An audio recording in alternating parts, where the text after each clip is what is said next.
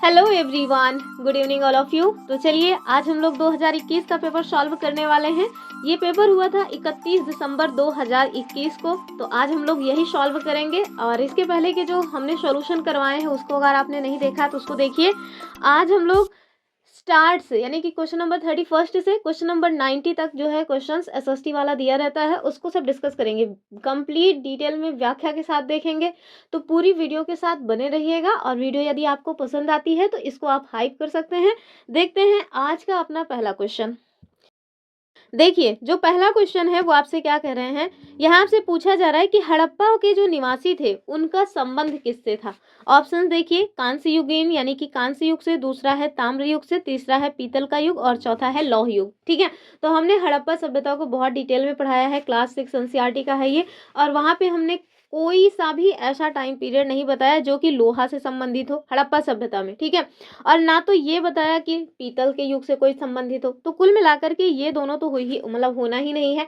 हमने पहले भी बताया हुआ है कि जो हड़प्पा निवासी थे उनको लोहे के बारे में जानकारी नहीं थी। ठीक है, तो आपको बताना है इसमें होगा क्या। तो ध्यान रखिएगा, तांबा जो युग है ये नहीं होगा। ताम्र युग मतलब कि ताम्र युग के बाद जो है हड़प्पा सभ्यता डेवलप होती है, तो ये तो नहीं होगा। फिर क्या होगा, ये हो जाएगा ऑप्शन ए वाला, अर्थात ब्रॉन्ज एज यानी कि कांस्य युगीन सभ्यता रही है हड़प्पा सभ्यता। ठीक है, और ये जो कांसा है ध्यान रखिएगा ये पृथ्वी पर वैसे ओपनली पाया जाने वाला मेटल नहीं है। इसको दो धातुओं को मिक्स करके बनाया जाता है और वो दो धातुएं कौन सी हैं, एक तो कॉपर है और दूसरा है टिन। ठीक है, तो कॉपर और टिन यानी कि तांबा और टिन को मिलाकर के एक मिश्र धातु बनती है जिसे कांसा कहा जाता है।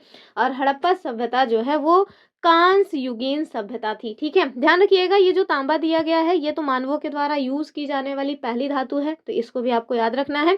और प्रकृति में आपको खुले में मिल जाएगी, अर्थात ये किसी भी दो धातुओं के मिश्रण से नहीं बनती है। ठीक है, एक पॉइंट आप याद रखना कि ये जो कांस्य युगीन सभ्यता है ये दो सभ्यताओं के मध्य आती है। और कौन कौन सा, एक तो जो ताम्र युगीन सभ्यता है वो, और दूसरा लौह युगीन सभ्यता। ठीक है, तो आपको मैं थोड़ा क्रोनोलॉजी टाइप की बताऊं ना तो ज्यादा अच्छे से समझ आएगा। ठीक है, तो देखिए सपोज दैट आपने माना कि ये कॉपर युगीन सभ्यता है। ठीक है, कॉपर इट मीन्स तांबा।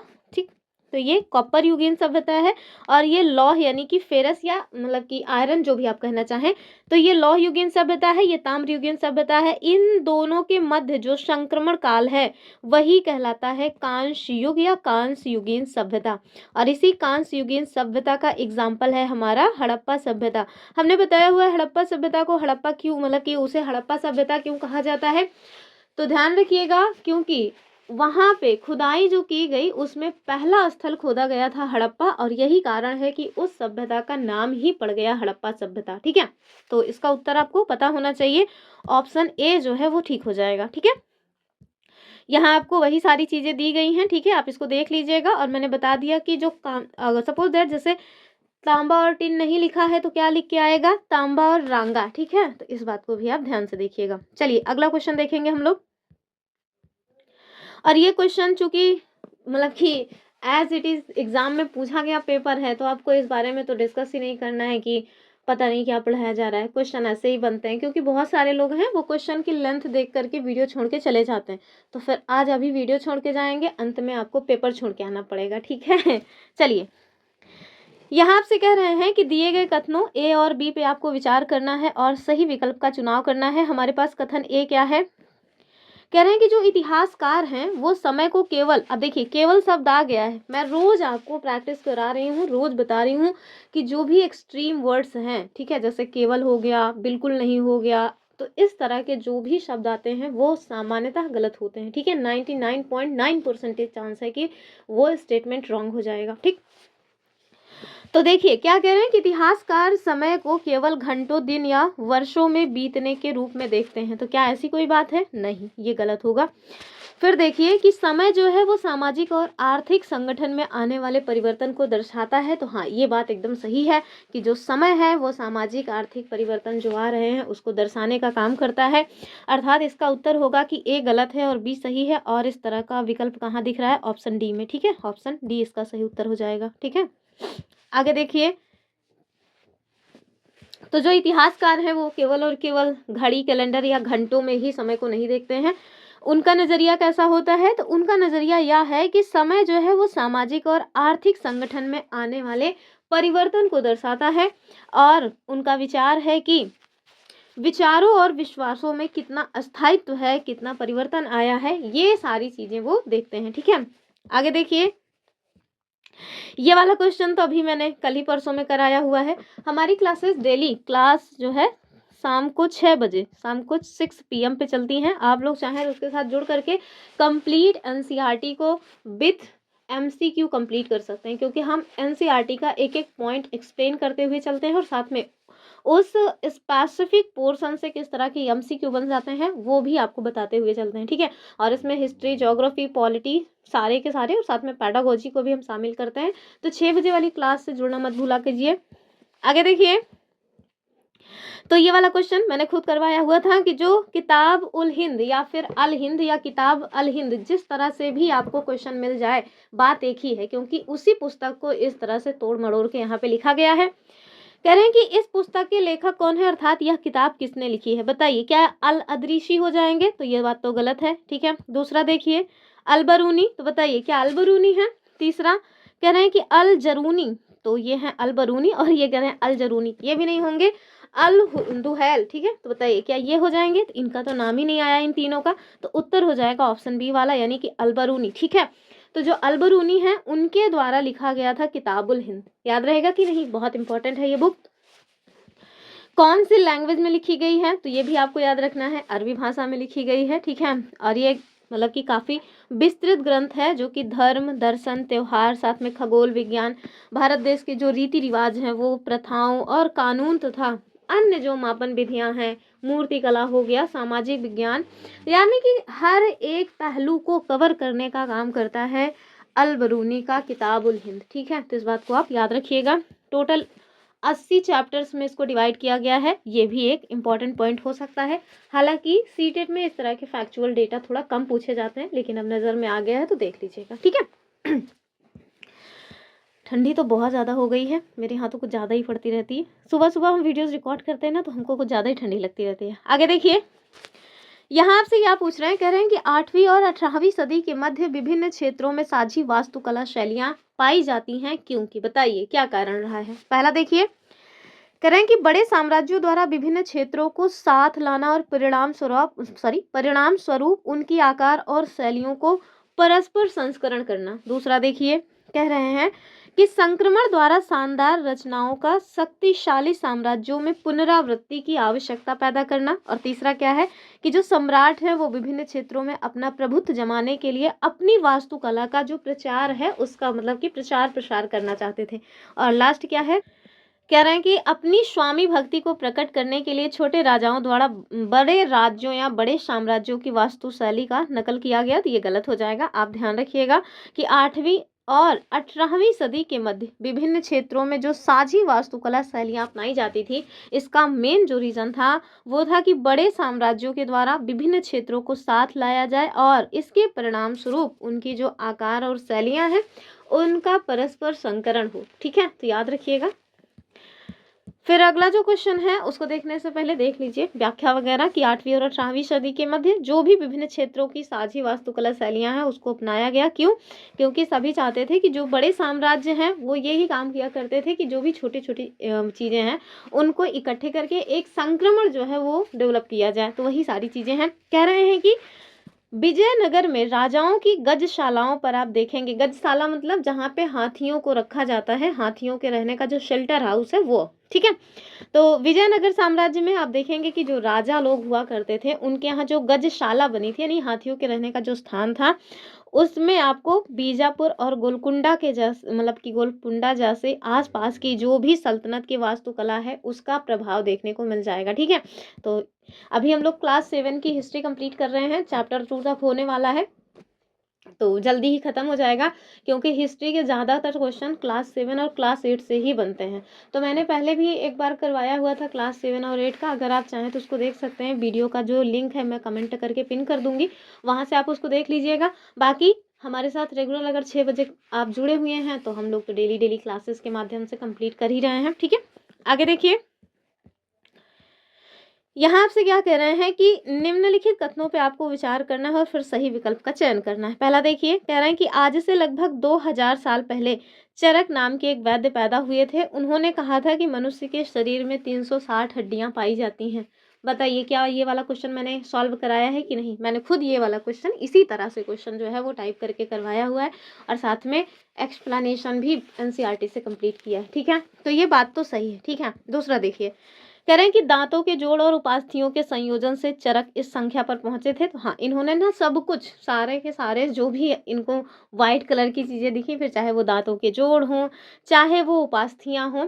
देखिए कुछ लोग ना जानते नहीं होंगे अस्थि और उपास्थि में क्या अंतर है। देखिए अस्थियां क्या है, तो जो हमारे शरीर में हड्डियां हैं थोड़ा कड़क होती हैं, अगर आप उनको तोड़ेंगे तो फिर वो टूट ही जाएंगी वो मतलब कि ऐसा नहीं है कि लचकदार होंगी, नहीं, तो वो जो है हड्डियां हैं। लेकिन उपास्थि क्या होती है, आप देखेंगे उपास्थि ना बहुत मतलब सॉफ्ट होती है, नरम होती है, लचकदार होती है। जैसे कान, कान में जो है ना ये हड्डी नहीं है, ये उपास्थि है। आप इसको मोड़िएगा तो मुड़ जाएगी, टूट नहीं जाएगी। पता चला कोई कान, अगर कान में हड्डी होती कान के ऊपर तो क्या होता, जैसे बच्चों का कान लोग उखाड़ते रहते हैं, जैसे स्कूल में टीचर्स क्या काम करते हैं, कान उचाड़ लेते हैं। तो ये कान जो उचाड़ने वाला काम है, अगर इसमें हड्डी होती तो वो हड्डी की टूट जाती, लेकिन ऐसा नहीं होता। देखिए उंगली, उंगली को टीचर लोग कहीं कभी भी मतलब कि तोड़ते नहीं थे कि उंगली एकदम मोड़ दें रख के, नहीं, जिस तरह से कान उचाड़ लेते हैं। तो इसके पीछे का रीजन यही है कि उंगली अगर उस तरीके से मोड़ देंगे तो हड्डी टूट जाएगी, लेकिन कान में उपास्थि है, लचकदार होती है, इस वजह से टूटने का भय नहीं होता, बस दर्द होके रह जाता है। ठीक है, तो अस्थि और उपास्थि में ये अंतर होता है।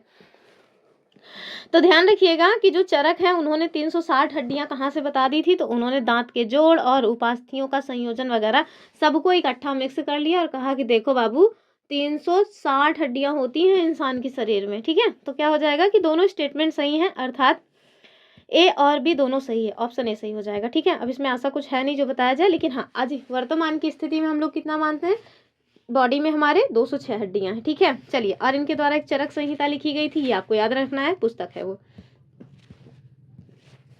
यहाँ देखिए अगला जो क्वेश्चन है वो आपसे क्या पूछ रहे हैं, तो ये आर्ट एंड कल्चर से ही बना हुआ है।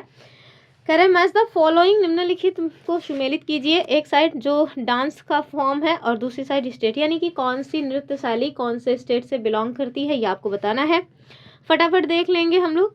देखिए जो कथक है ये हमारे अपने प्यारे यूपी का है। ठीक है, तो ए का 3 कहाँ पे दिख रहा है, फौरन यहाँ पे मिलान कीजिए। अगर एक ऑप्शन इस तरह के क्वेश्चन में आपका कंफर्म है तो पहले फिर आपको एमसीक्यू के साथ साथ जा करके कूट पे ध्यान देना चाहिए। तो आप अगर कूट में आएंगे तो ए का 3 देखिए कहाँ है, 3 ऑप्शन में है, तो बी वाला तो हट गया। ठीक है, अब देखिए एक मतलब कि फास्ट तरीके से क्वेश्चन सॉल्व करने का ट्रिक, आपको डी में क्या होगा ये पता करना है। अगर डी का जो है आपने पता कर लिया तो समझ लीजिए कि आपका उत्तर मिल गया। ठीक है, और डी देखिए क्या है, कुचिपुड़ी, और ये कुचिपुड़ी कहाँ का है, ये आंध्र प्रदेश का है, तो डी का 1 हो जाएगा, अर्थात बी वाला इसका सही उत्तर हो जाएगा। ठीक है, तो सामान्य परिस्थितियों में कभी कभी होता है कि एक ही ऑप्शन से सारे के सारे अन्य जो ऑप्शन है इलिमिनेट हो जाते हैं, वरना दूसरा भी अगर आपको पता चल गया तो फिर जाहिर सी बात है क्वेश्चन लगभग लगभग सॉल्व हो जाता है। कभी कभी ही इस तरह का वो ट्रिकी क्वेश्चन बनाते हैं कि तीनों आपको कम से कम 3 पता होना चाहिए, वरना 1-2 में काम चल जाता है। ठीक है, अन्य जो है देख लीजिए, तो जो कथकली है ये केरला का है और भरतनाट्यम तमिलनाडु का। ठीक है, कथक और कथकली दोनों अंतर है, अलग अलग है, वरना आप कंफ्यूज हो जाएं। 37 देखिए, यहाँ आपसे क्या पूछ रहे हैं कि निम्नलिखित समुदायों का सही क्रम कौन सा है जिन्होंने शासकों के खिलाफ विद्रोह किया।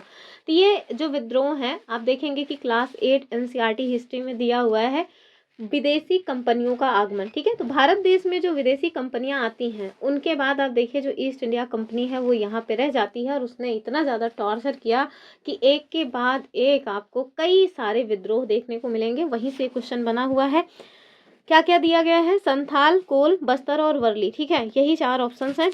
तो आप देखिए जो संथाल विद्रोह है ये 1857 की क्रांति के 2 साल पहले हुआ था और कहा जाता है 1857 की क्रांति जो है ये कहीं ना कहीं यहीं से प्रेरित रही थी। ठीक है, तो ये तो हो जाएगा 1855, क्या हो जाएगा 1855।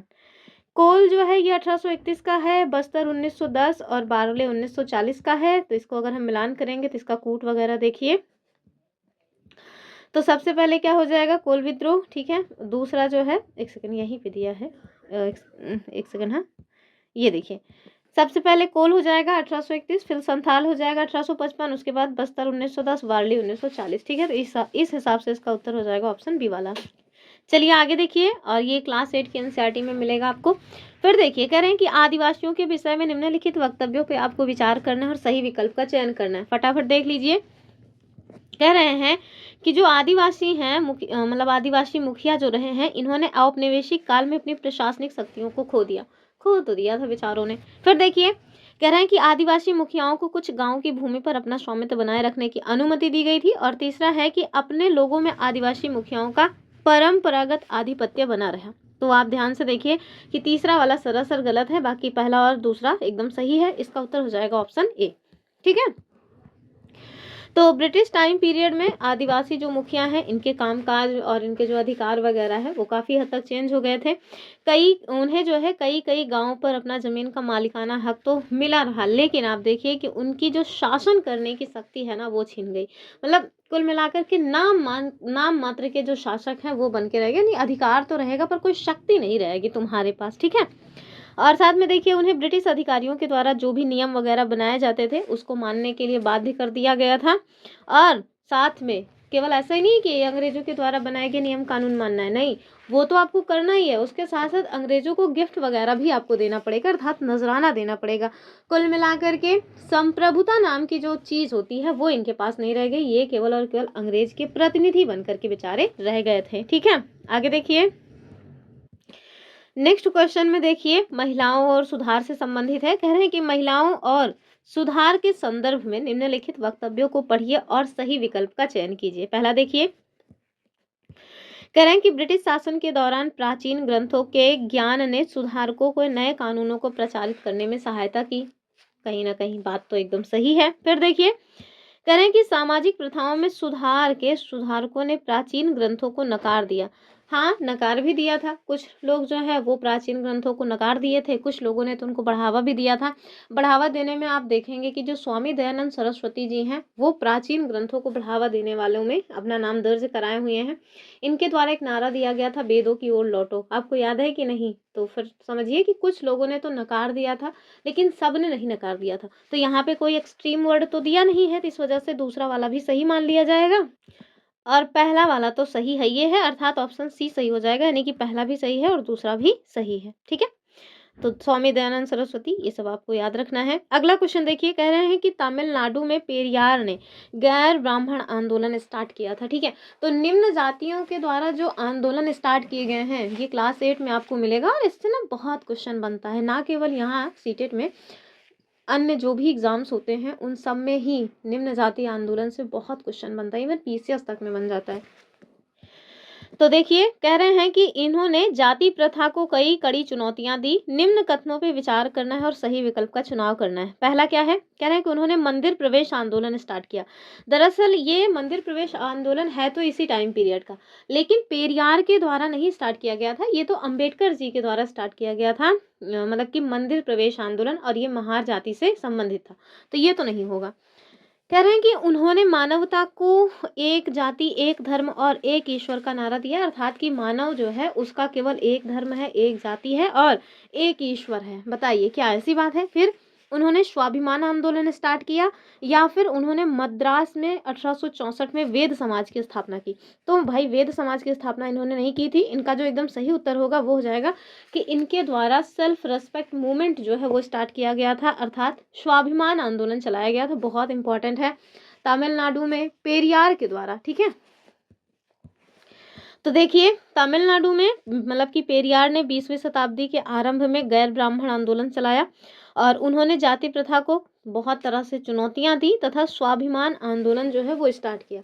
जबकि वहीं आप देखेंगे कि जो मंदिर प्रवेश आंदोलन है, ये 1927 में अंबेडकर जी के द्वारा उत्तर भारत में चलाया गया था, जो कि बड़ी संख्या में महार जातियों को मंदिर में प्रवेश करने से रिलेटेड था। ठीक है।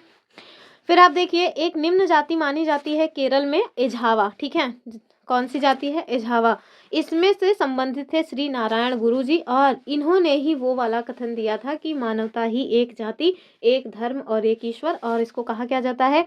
ओरु जाति, ओरु मतत, ओरु दैवम मनुष्यानु। ठीक है। और वहीं अगर आपसे कहें कि वेद समाज की स्थापना किसने की थी, तो ये केशव चंद्र सेन के द्वारा, और साथ में के श्री धरालू नायडू के द्वारा 1864 में कहाँ पे की गई थी? मद्रास, चेन्नई में। ठीक है। तो इसको भी आप याद रखिएगा, ये सब क्लास 8 की एनसीईआरटी में है। एक बार मैं कहूँगी कि आप ना वो हमारी जो एनसीईआरटी है उसको एक बार रीड कर लीजिए। मतलब उसमें भी मैंने एमसीक्यू ही कराए हैं, बहुत डिटेल में करवाया हुआ है। बाकी फिर नहीं करना चाहते तो कोई बात नहीं है, लेकिन एक बार कर लीजिए। 7-8 घंटे की ही वो वीडियो है, तो एक दिन में नहीं निपटा सकते तो 2-3 दिन में निपटा लीजिए, लेकिन एक बार देख लीजिए।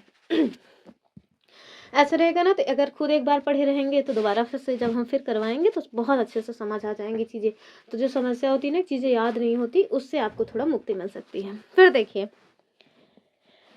अगला जो क्वेश्चन है, कह रहे हैं कि ज्योतिबा राव फुले ने जाति असमानता की आलोचना किसके द्वारा की। और ध्यान रखिएगा, एक क्वेश्चन ऐसे भी बन जाता है कि ज्योतिबा फुले कौन से आंदोलन से जुड़े हुए थे, तो जातिगत आंदोलन से जुड़े हुए थे, अर्थात वो भी जो निम्न जातियों के साथ अत्याचार होता था उसके विरोध में थे। ठीक है, चलिए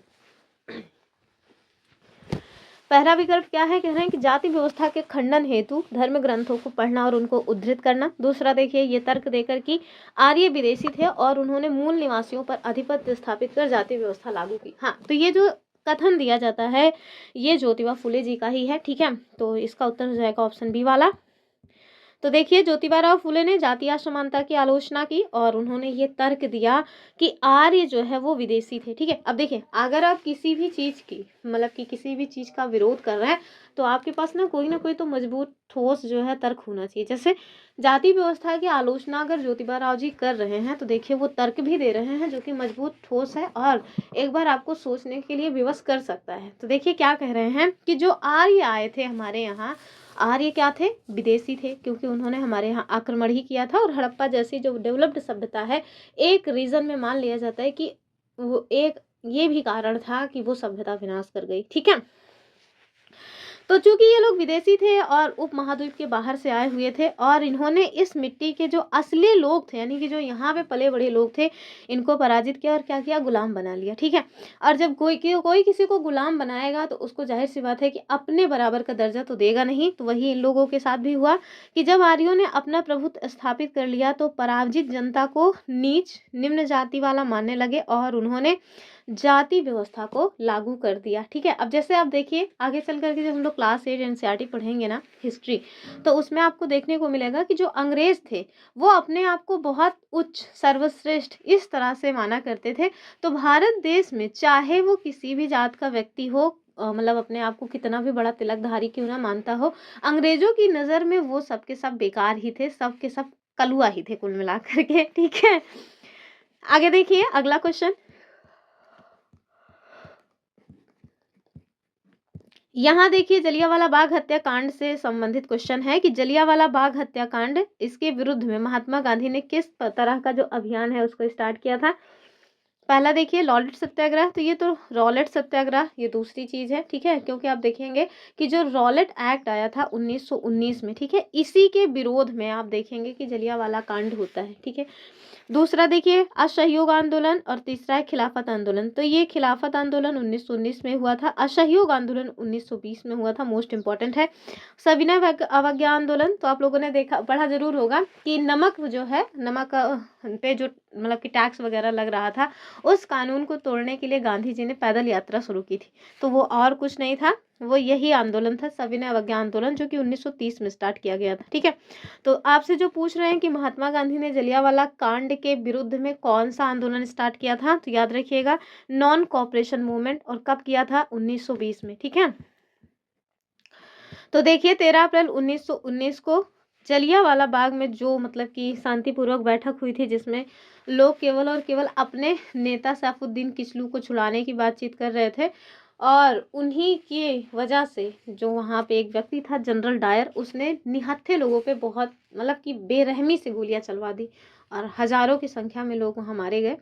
इसी के विरोध में आप देखेंगे कि जो रविंद्रनाथ टैगोर जी हैं उनके द्वारा अपनी एक उपाधि छोड़ दी जाती है और उस उपाधि का नाम क्या था, नाइटहुड। ठीक है, तो उन्होंने नाइटहुड की उपाधि छोड़ दी और साथ में गांधी जी ने एक आंदोलन चलाया जो कि बहुत ही बड़े पैमाने पे था और साथ में अहिंसक था। ठीक है, अहिंसक था और विरोध प्रदर्शन ही करना था, उसमें हिंसा का सहारा नहीं लिया गया। नाम क्या रखा गया, नॉन कोऑपरेशन मूवमेंट अर्थात असहयोग आंदोलन। कब स्टार्ट किया, 1920 में। ठीक है, आगे देखिए तो चूँकि इतना डिटेल में चीज़ों को बता रहे हैं तो हम आपसे उम्मीद करेंगे कि आप प्लीज़ वीडियो को हाइप कर दीजिए। हाइप करने में आपका 1 रुपया नहीं लगता है, बस हमें पॉइंट मिलता है। वीडियो जो है वो रैंक करती है, लोगों मतलब यूट्यूब का एल्गोरिदम ये समझ जाता है कि लोग हाइप कर रहे हैं, इट मीन्स वीडियो काम की है, अन्य लोगों को भी इसे देखना चाहिए, ठीक है? तो आपका कोई नुकसान नहीं होगा, बस आप हाइप कर दिया करिए। और 1 सप्ताह में केवल 3 ही बार हाइप कर सकते हैं, तो एक ही वीडियो को 3 बार हाइप कर दीजिए, क्या करना है। आगे देखिए। यहाँ आपसे कह रहे हैं कि यदि आपको वर्तमान समय में सत्ता के विरुद्ध अपनी नाराजगी को संयत नरमपंथी तरीके से कहना है तो निम्नलिखित में से उसे लागू करने का कौन सा तरीका होगा। अर्थात जैसे सपोज दैट यूपी में वैकेंसी नहीं आ रही है गवर्नमेंट टीचिंग एग्जाम की और आप चाहते हैं कि सरकार तक अपनी बात को पहुंचाएं, तो आप कौन सा सहारा लेंगे? क्या जा करके विधानमंडल के सामने या विधानसभा के सामने बम फोड़ देंगे, हथियार लेकर के खड़े हो जाएंगे, गाली गलौज करेंगे, नाराबंदी करेंगे, क्या करेंगे? कुछ तो आप लोगों के द्वारा किया जाएगा ना। और ध्यान रखना है कि यहाँ से पूछ रहे हैं कि मतलब शांतपूर्ण तरीके से करना है, तो आप क्या करिएगा बताइए। पहला देखिए, बल का प्रयोग। अरे भाई, बल का प्रयोग करोगे तो सरकार आपको ठुकवा के फिर अंदर करवा देगी, लाठीचार्ज हो जाएगा, तो ये तो वैसे ही नहीं होगा, ठीक है? और जब भी ऐसा कोई ऑप्शन दिखे फौरन जो नहीं होगा उसको कट कर दीजिए। ए यहाँ है, ए यहाँ है, ये ए यहाँ है, कट गया, ऑप्शन मिल गया, देखिए सी वाला, ठीक है? अर्थात आप विरोध प्रदर्शन करेंगे और साथ में लेख लिख सकते हैं, मतलब कि पत्राचार वगैरह की। देखिए सरकार गलत हो रहा है, 6-7 साल हो गए हैं उत्तर प्रदेश में मतलब कि कोई भी शिक्षा की वैकेंसी नहीं आई है।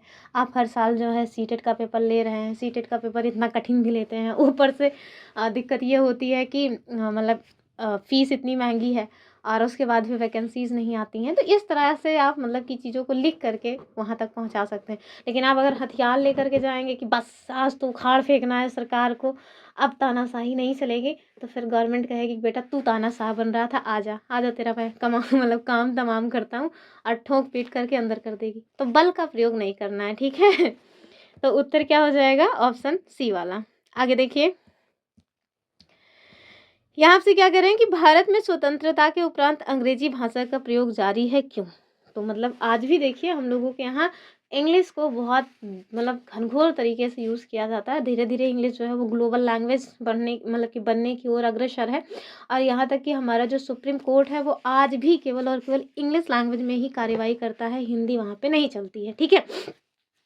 तो ऐसा क्या हुआ कि भारत जो है वो एक राष्ट्र की भाषा हिंदी नहीं बना पाया?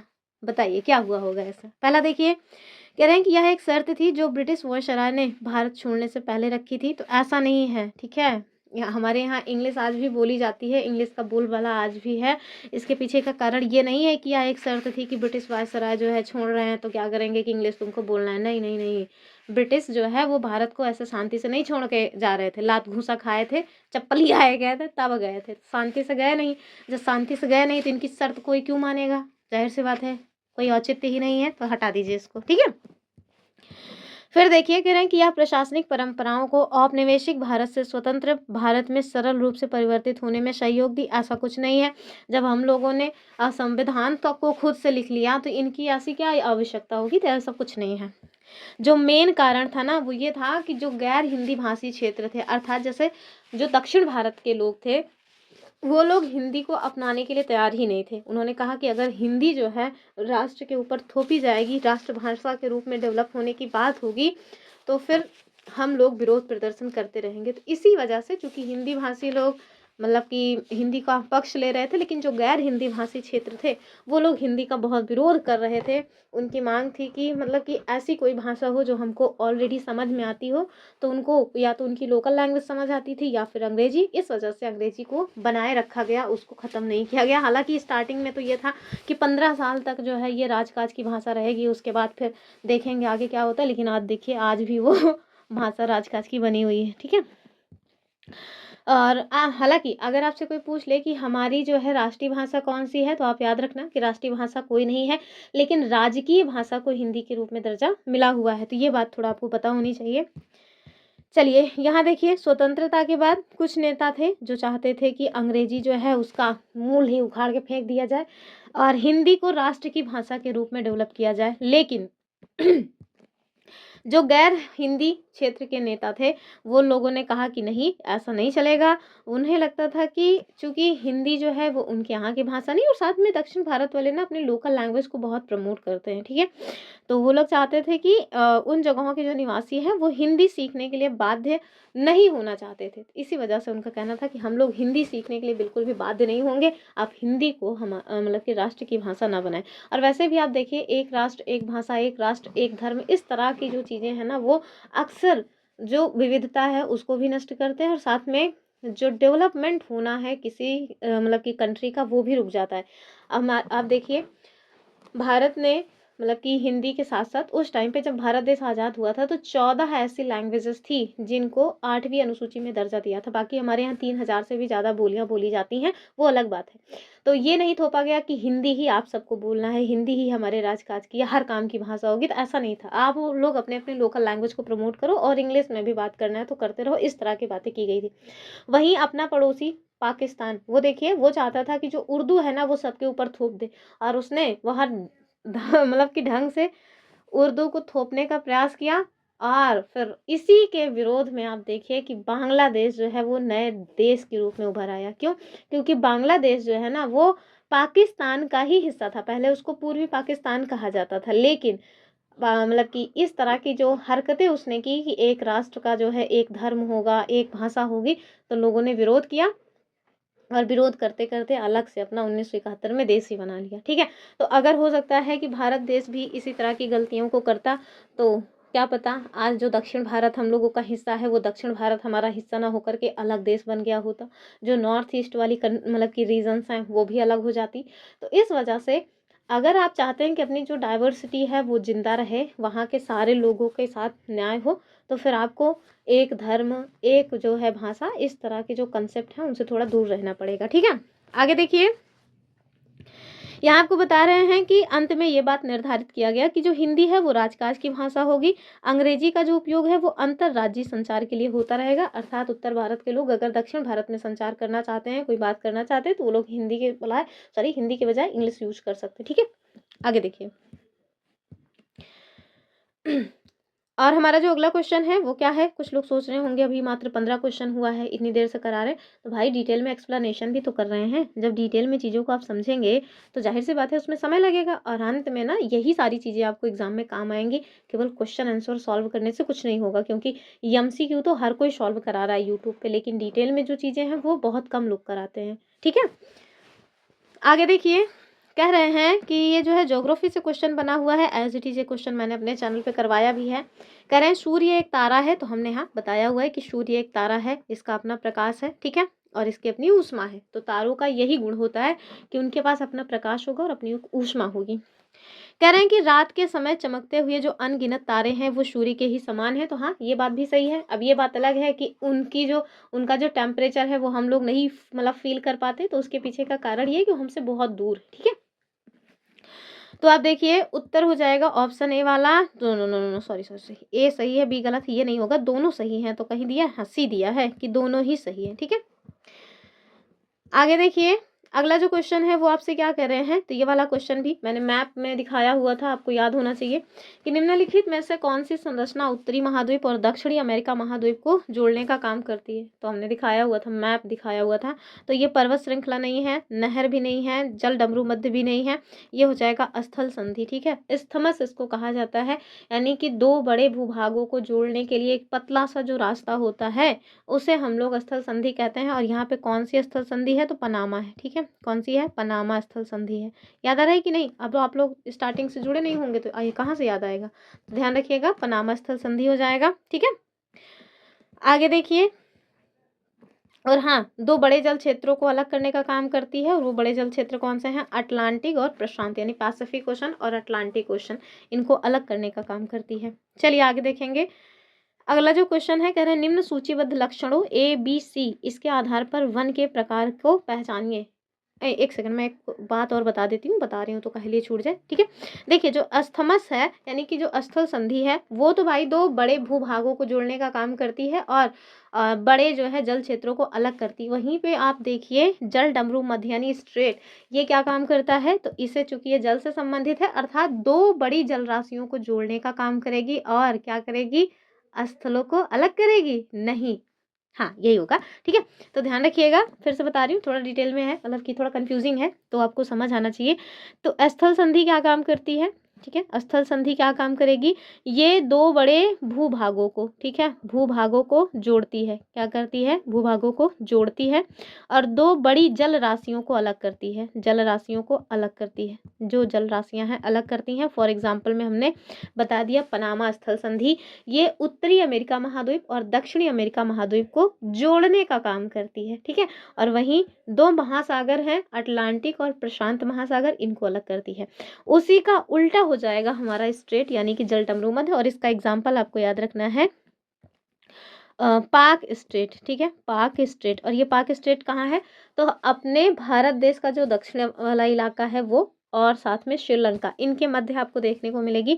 ये क्या करेगी, तो ये दो भूभागों को अलग करेगी। कौन से भूभाग हैं, एक तो भारत और दूसरा श्रीलंका, इनको अलग कर रही है, लेकिन दो बड़ी जल राशियों को जोड़ने का काम करती है। किसको किसको, एक तो मतलब कि अपना ये जो मतलब कि अरेबियन सी वाला इलाका है और साथ में बे ऑफ बंगाल वाला, ठीक है। तो इन दोनों को जोड़ने का काम करती है, इसी वजह से इसको जल संधि कहते हैं। जल इट मीन्स पानी, संधि मतलब जोड़, तो पानी को जोड़ना है तो सब मतलब कि जल संधि, और स्थल को जोड़ना है तो स्थल संधि, याद रखिएगा इस बात को, ठीक है।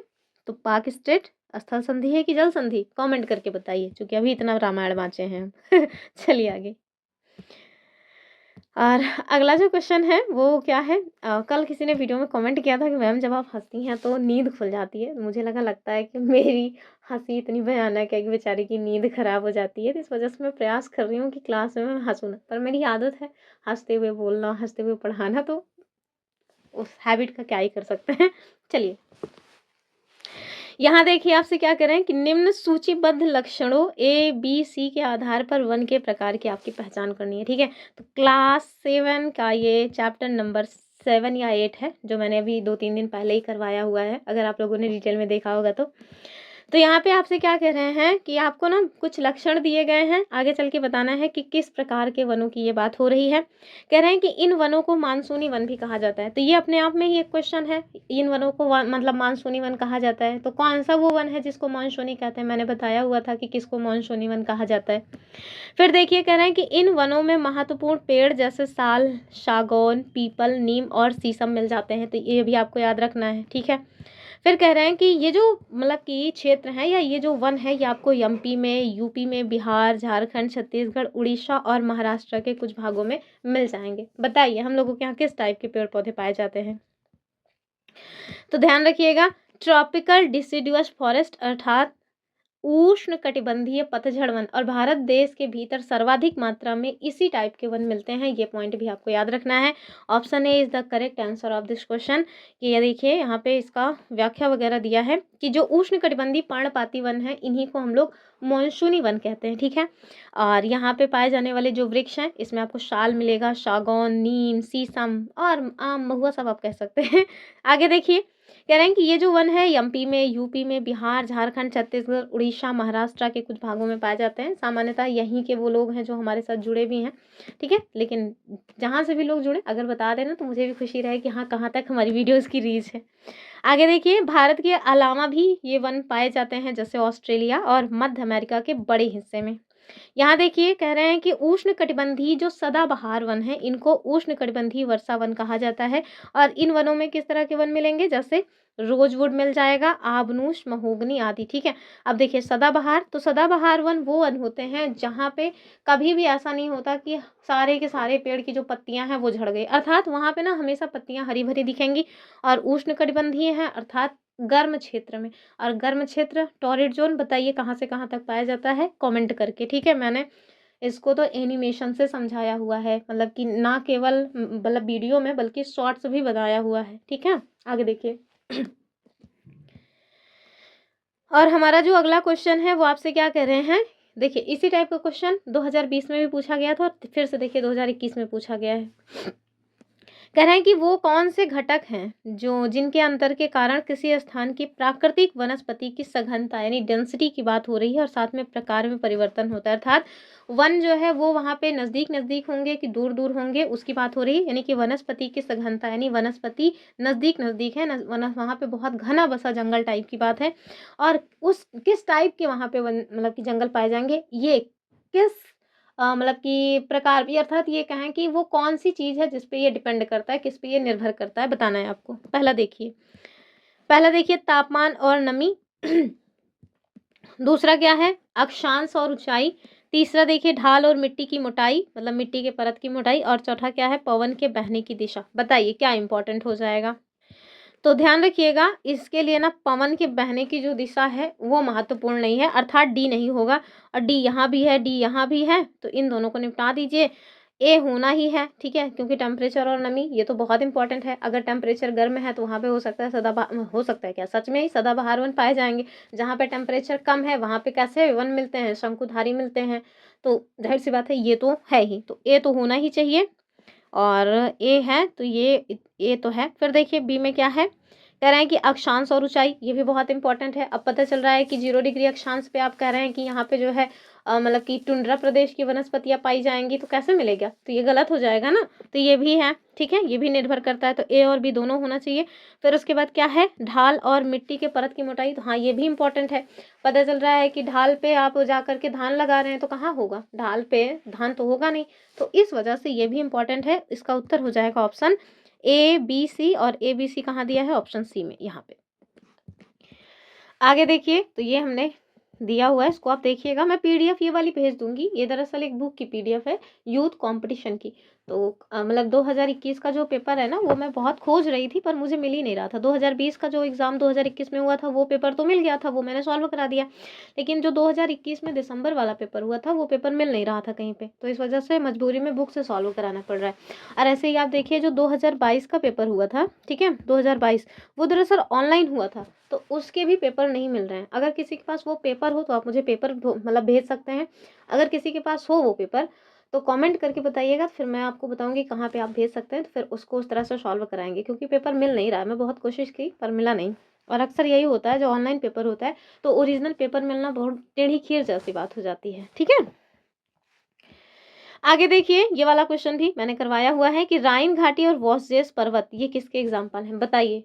बताया हुआ है, कह रहे हैं कि भ्रंशोत पर्वत, वलित पर्वत, ज्वालामुखी पर्वत या ग्लेशियर पर्वत। तो क्या हो जाएगा, ये हो जाएगा भ्रंशोत पर्वत, अर्थात ऑप्शन ए वाला, ठीक है। तो जो राइन नदी घाटी और वॉसजेस पर्वत है ये भ्रंशोत पर्वत के एग्जाम्पल हैं। अब देखिए कि जब कोई बहुत बड़ा भाग टूट जाता है और ऊर्ध्वाधर रूप में फिर विस्थापित होता है तो जो पर्वत बनते हैं उन्हें हम कहते हैं भ्रंशोत। भ्रंश मतलब क्या हुआ, टूट फूट, तो भ्रंश से बनने वाले जो पर्वत हैं उन्हीं को तो भ्रंशोत कहेंगे, ठीक है। बस आपको ये याद रखना है कि आखिरकार वो भ्रंशोत पर्वत के एग्जाम्पल कौन कौन से हैं जो कि एनसीईआरटी में दिया है। इसके बाद जब हम लोग क्लास 8 की एनसीईआरटी शुरू करेंगे ना तो उसमें बहुत सारे बहुत इंपॉर्टेंट पॉइंट्स हैं। वो क्लास 8 की ज्योग्राफी बहुत इंपॉर्टेंट है और बहुत टफ भी पड़ेगी आपको, ठीक है। तो अगर आपने 6, 7 की एनसीईआरटी को नहीं पढ़ा है तो फिर 8 क्लास की एनसीईआरटी जो ज्योग्राफी है वो समझ ही नहीं आएगी आपको। इस वजह से बहुत ज़रूरी है कि आप रेगुलर क्लास 6 से क्लास 7 की एनसीईआरटी कंप्लीट करें, उसके बाद 8 वाली पे आएँ। क्योंकि लगभग आज लास्ट क्वेश्चन मतलब लास्ट वीडियो बचा हुआ है उसका एनसीईआरटी क्लास 7 का ज्योग्राफी का, उसके बाद फिर हम उसमें 200 एमसीक्यू सॉल्व करा देंगे जैसे हिस्ट्री का कराया है।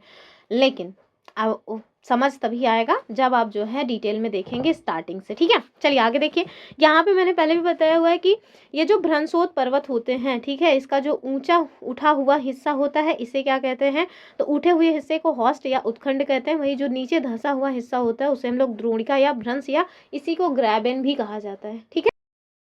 आगे देखिए जो हमारा अगला क्वेश्चन है वो आपसे क्या पूछ रहे हैं कि निम्नलिखित में से कौन सा रेगिस्तान का एग्जाम्पल है। और हमारे पास ऑप्शंस क्या हैं, पूर्वी घाट, सुंदरवन और सह्याद्री तथा लद्दाख।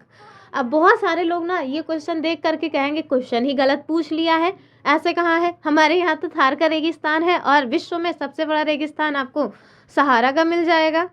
तो फिर इसका मतलब है कि गलत हो गया। नहीं नहीं नहीं, गलत नहीं हुआ है। दरअसल जो रेगिस्तान है ना वो 2 प्रकार के होते हैं। कल वाली वीडियो में ही अभी हमने बताया हुआ है कि 2 टाइप्स ऑफ डेजर्ट पाए जाते हैं, एक तो ठंडा मरुस्थल और दूसरा है गर्म मरुस्थल। हमारे यहाँ भी 2 मरुस्थल हैं, एक तो गर्म मरुस्थल है जो थार का रेगिस्तान यानी कि जो थार है राजस्थान में वो, और दूसरा कौन सा है, दूसरा है ठंडा मरुस्थल जिसे हम लोग कहते हैं लद्दाख। ठीक है, तो हमारे जम्मू कश्मीर के उत्तर में लद्दाख ये एक ठंडा मरुस्थल है, बाकी गर्म मरुस्थल तो अभी बता ही दिया। तो इसका उत्तर क्या हो जाएगा, ऑप्शन सी वाला अर्थात लद्दाख। ठीक है, तो मरुस्थल की जो पहचान है ना वो इस वजह से नहीं की जाती कि वहाँ पे रेत बालू है या क्या है, नहीं। मरुस्थल की पहचान करने का जो सबसे बढ़िया तरीका है वो होता है कि वहाँ पे मतलब वर्षा कितनी होती है, अर्थात अगर बारिश कम हो रही है, पेड़ पौधे कम तरीके से पाए जा रहे हैं, तो इसका मतलब है वो मरुस्थल है। ठीक है, तो आप यहाँ पे देखिए जो लद्दाख है वो रेगिस्तान का एग्जाम्पल है, जम्मू कश्मीर के पूर्व में वृहद हिमालय में स्थित है और ठंडा रेगिस्तान है, ये आपको याद रखना है। अब देखिए कह रहे हैं कि हिमालय की वृष्टि छाया क्षेत्र, बहुत सारे लोग हैं ना जिनको वृष्टि छाया क्षेत्र नहीं समझ आता, तो अभी हमारा जो क्लास 7 की एनसीईआरटी बची हुई है चैप्टर लास्ट वाला, उसमें हमें एक्सप्लेनेशन करना है। मैंने एक बहुत अच्छा सा प्यारा सा वीडियो वगैरह बनाया हुआ है, वीडियो मतलब एनिमेशन बताया हुआ है समझाने के लिए, उसको ज़रूर देखिएगा। और अभी बता दूंगी तो आप लोग उस वीडियो को नहीं देखेंगे, इस वजह से उसी में देखिएगा। ठीक है, फिलहाल के लिए वृष्टि छाया क्षेत्र वही क्षेत्र होता है जहाँ पे आप देखेंगे सपोज दैट ये एक पर्वत है, इधर बहुत भयानक बारिश होगी, जबकि जस्ट बगल में ही दूसरा जो इलाका होगा वहाँ पे बारिश नहीं होगी। क्यों, क्योंकि ये वृष्टि छाया क्षेत्र में आ रहा है। ठीक है, तो इसको डिटेल में समझने के लिए अगली वीडियो देखना है आपको। आगे देखिए, तो बता रहे हैं कि अत्यधिक ऊंचाई के कारण यहाँ की जो जलवायु है ये काफ़ी शीतल है, अर्थात ठंडी है, और चूँकि बारिश वगैरह नहीं होगी तो शुष्क हो ही जाएगी। फिर देखिए निम्नलिखित में से कौन से कथन समुद्र के ऊपर तापमान में कम विभिन्नता को समझाते हैं, ये आपको बताना है। तो आप देखिए ऑप्शंस क्या हैं कि समुद्री जो धाराएं हैं इनकी उपस्थिति टेम्परेचर को स्थिर बनाए रखती हैं। अच्छा, फिर देखिए दूसरा क्या है, और ये वाला क्वेश्चन अगर आप नहीं सॉल्व कर पा रहे हैं, इसको आप नहीं समझ पा रहे हैं, तो इसका मतलब है आप हमारी वीडियोस को मन से नहीं देखते हैं। फिर देखिए अधिकतर जो समुद्र है वो ध्रुवों के आसपास पाए जाते हैं, तो क्या ऐसा मैंने अभी आपको बताया हुआ है कि समुद्र के आस मतलब कि ध्रुवों के आसपास ही समुद्र पाए जाते हैं। फिर देखिए तीसरा क्या है कि जो समुद्र का पानी है वो धीरे धीरे गर्म होकर के और धीरे धीरे ठंडा होता है, ये पॉइंट भी बताया हुआ है। और चौथा क्या है कि उच्च वायु दाब की उपस्थिति तापमान में कम भिन्नता में योगदान देती है। तो बताइए इसका उत्तर क्या हो जाएगा, ये हो जाएगा ऑप्शन सी वाला कि केवल सी सही है, बाकी सारे के सारे गलत हैं। ठीक है, तो आप देखिए ये जो समुद्री धाराएं हैं ना, बहुत इस वीडियो को ना मैंने देखा मतलब लोगों ने देखा ही नहीं, मात्र 51 व्यूज़ आए हुए हैं, जबकि मैंने इसमें एनिमेशन यूज़ करके ज्वार भाटा समझाया हुआ है, और साथ में समुद्री लहरें क्या है ये समझाई हैं, तरंगे क्या होती हैं ये समझाई हैं, सुनामी क्या होता है ये समझाया है, और सबको ना एनिमेशन से समझाया हुआ है। लेकिन आप लोगों ने देखा ही नहीं। तो लेक्चर नंबर 20, 2 लेक्चर है 20 नंबर के, तो जो पहला लेक्चर है 20 वाला वो वाला देखिए, बहुत ज़्यादा ज़रूरी है वो, क्योंकि बृहद ज्वार भाटा तक से क्वेश्चंस पूछे गए हैं हमारे मतलब कि इन्हीं एग्ज़ाम्स में, तो उसको देखिए। तो देखिए समुद्री जो धाराएं हैं ना इसकी जो उपस्थिति है वो टेम्परेचर को स्थिर नहीं बना के रखती है। जहाँ पे मतलब कि गर्म जल धाराएं चलेंगी वो गर्म एरिया हो जाएगा, जहाँ ठंडी जल धाराएं चलेंगी वो ठंडी हो जाएगी, तो फिर यहाँ पे स्थिर रहने का तो कोई चांस ही नहीं है, तो ये तो रॉन्ग हो गया। और ये देखिए कह रहे हैं समुद्र जो है वो ध्रुवों के आसपास पाए जाते हैं, ध्रुवों के आसपास कौन सा समुद्र मिलता है ये भी नहीं होगा। तीसरा एकदम सही ही है, और चौथा देखिए कह रहे हैं कि उच्च वायु दाब की जो उपस्थिति है वो तापमान में कम भिन्नता में योगदान देती है, तो ये अपने आप में ही गलत है। ठीक है, ऑप्शन डी भी गलत है, इसका मतलब है केवल और केवल सी सही हो जाएगा। तो ये देखिए जो समुद्र का पानी है वो जल्दी ना तो गर्म होगा और ना तो जल्दी ठंडा, अर्थात जल्दी जल्दी उसके अंदर जो है चेंज नहीं होना है, वो आराम से गर्म होता है और आराम से ही ठंडा होता है। आगे देखिए कह रहे हैं कि ये कथन समुद्र के ऊपर तापमान में कम भिन्नता को समझाते हैं। क्या, क्योंकि गर्म जो महासागरीय ठंडी धाराएं हैं ये टेम्परेचर को बढ़ा देती हैं, अर्थात अगर गर्म महासागरीय धाराएं हैं ठंडे क्षेत्रों में प्रवाहित होंगी तो उस क्षेत्र को वो गर्म कर देंगी, और जहाँ इस बात है गर्म क्षेत्र में ठंडी जल धाराएं बहेंगी तो उस क्षेत्र को वो ठंडा कर देंगी। कुल मिला के ये स्थिर नहीं होती हैं, बात इतनी सी है। ठीक है, आगे देखिए यहाँ आपसे कह रहे हैं दिए गए कथनों के आधार पर वायुमंडल की परत को पहचानिए। पता नहीं कितनी बार एनिमेशन वाला वीडियो भी मैंने दिखाया हुआ है, शॉर्ट्स भी बनाया हुआ है, उसको तो देखिए ही, 1 मिनट का शॉर्ट्स है उसको तो देख ही लिया करिए। तो आपको पहचान करना है कि आखिरकार वायुमंडल के कौन सी लेयर की ये बात कर रहा है। पहला देखिए कह रहे हैं कि बादल और मौसम संबंधी घटनाओं से लगभग मुक्त होती है, अर्थात यहाँ पे मतलब कि जो टेम्परेचर है वो लगभग समान रहेगा और आंधी तूफान इस तरह की चीज़ें नहीं आएंगी, मौसम संबंधी घटनाएं नहीं होती हैं। और इसमें जो है ओजोन गैस की परत पाई जाती है। बताइए कौन सा है? और ये वही मंडल है जिसमें हवाई जहाज उड़ाए जाते हैं। बताइए क्या हो जाएगा? तो जाहिर सी बात है उत्तर आप लोगों ने देख लिया है, स्ट्रेटोस्फियर यानी कि समताप मंडल। ठीक है, और ये जो मौसमी घटनाएं जहाँ पे होती है उसको मतलब वो कौन सी है? तो वो क्षोभ मंडल होती है। इसका जो उत्तर हो जाएगा वो हो जाएगा समताप मंडल यानी कि ऑप्शन डी वाला। ठीक है, और इसकी ऊंचाई तो 0 से 50 कि 8 से 50, तो 8 किलोमीटर से 50 किलोमीटर तक मिलती है। ठीक है, और इस परत की जो खोज है मन करे तो याद कर लीजिएगा कि टीजरेंस डी बोर्ड के द्वारा किया गया था। नेक्स्ट क्वेश्चन देखेंगे, और अगर अभी तक आपने वीडियो को हाइप नहीं किया है तो हाइप जरूर कर दीजिए। हाइप में आपका एक चवन्नी नहीं लगना है, फ्री का है। ठीक है, यहाँ से क्या कह रहे हैं कि यदि निम्न कथनों पर आपको विचार करना और सही विकल्प का चयन करना है, क्योंकि सबसे पहला जो प्रायोरिटी होनी चाहिए वो यही होनी चाहिए कि सही पूछ रहा है कि गलत पूछ रहा है। पता चला सही में आपने गलत भर दिया।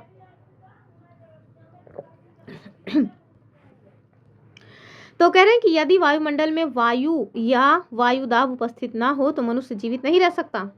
सही तो है, अगर वायु ही नहीं होगी वायुमंडल में तो हम लोग सांस कैसे लेंगे, जीवित कैसे रहेंगे?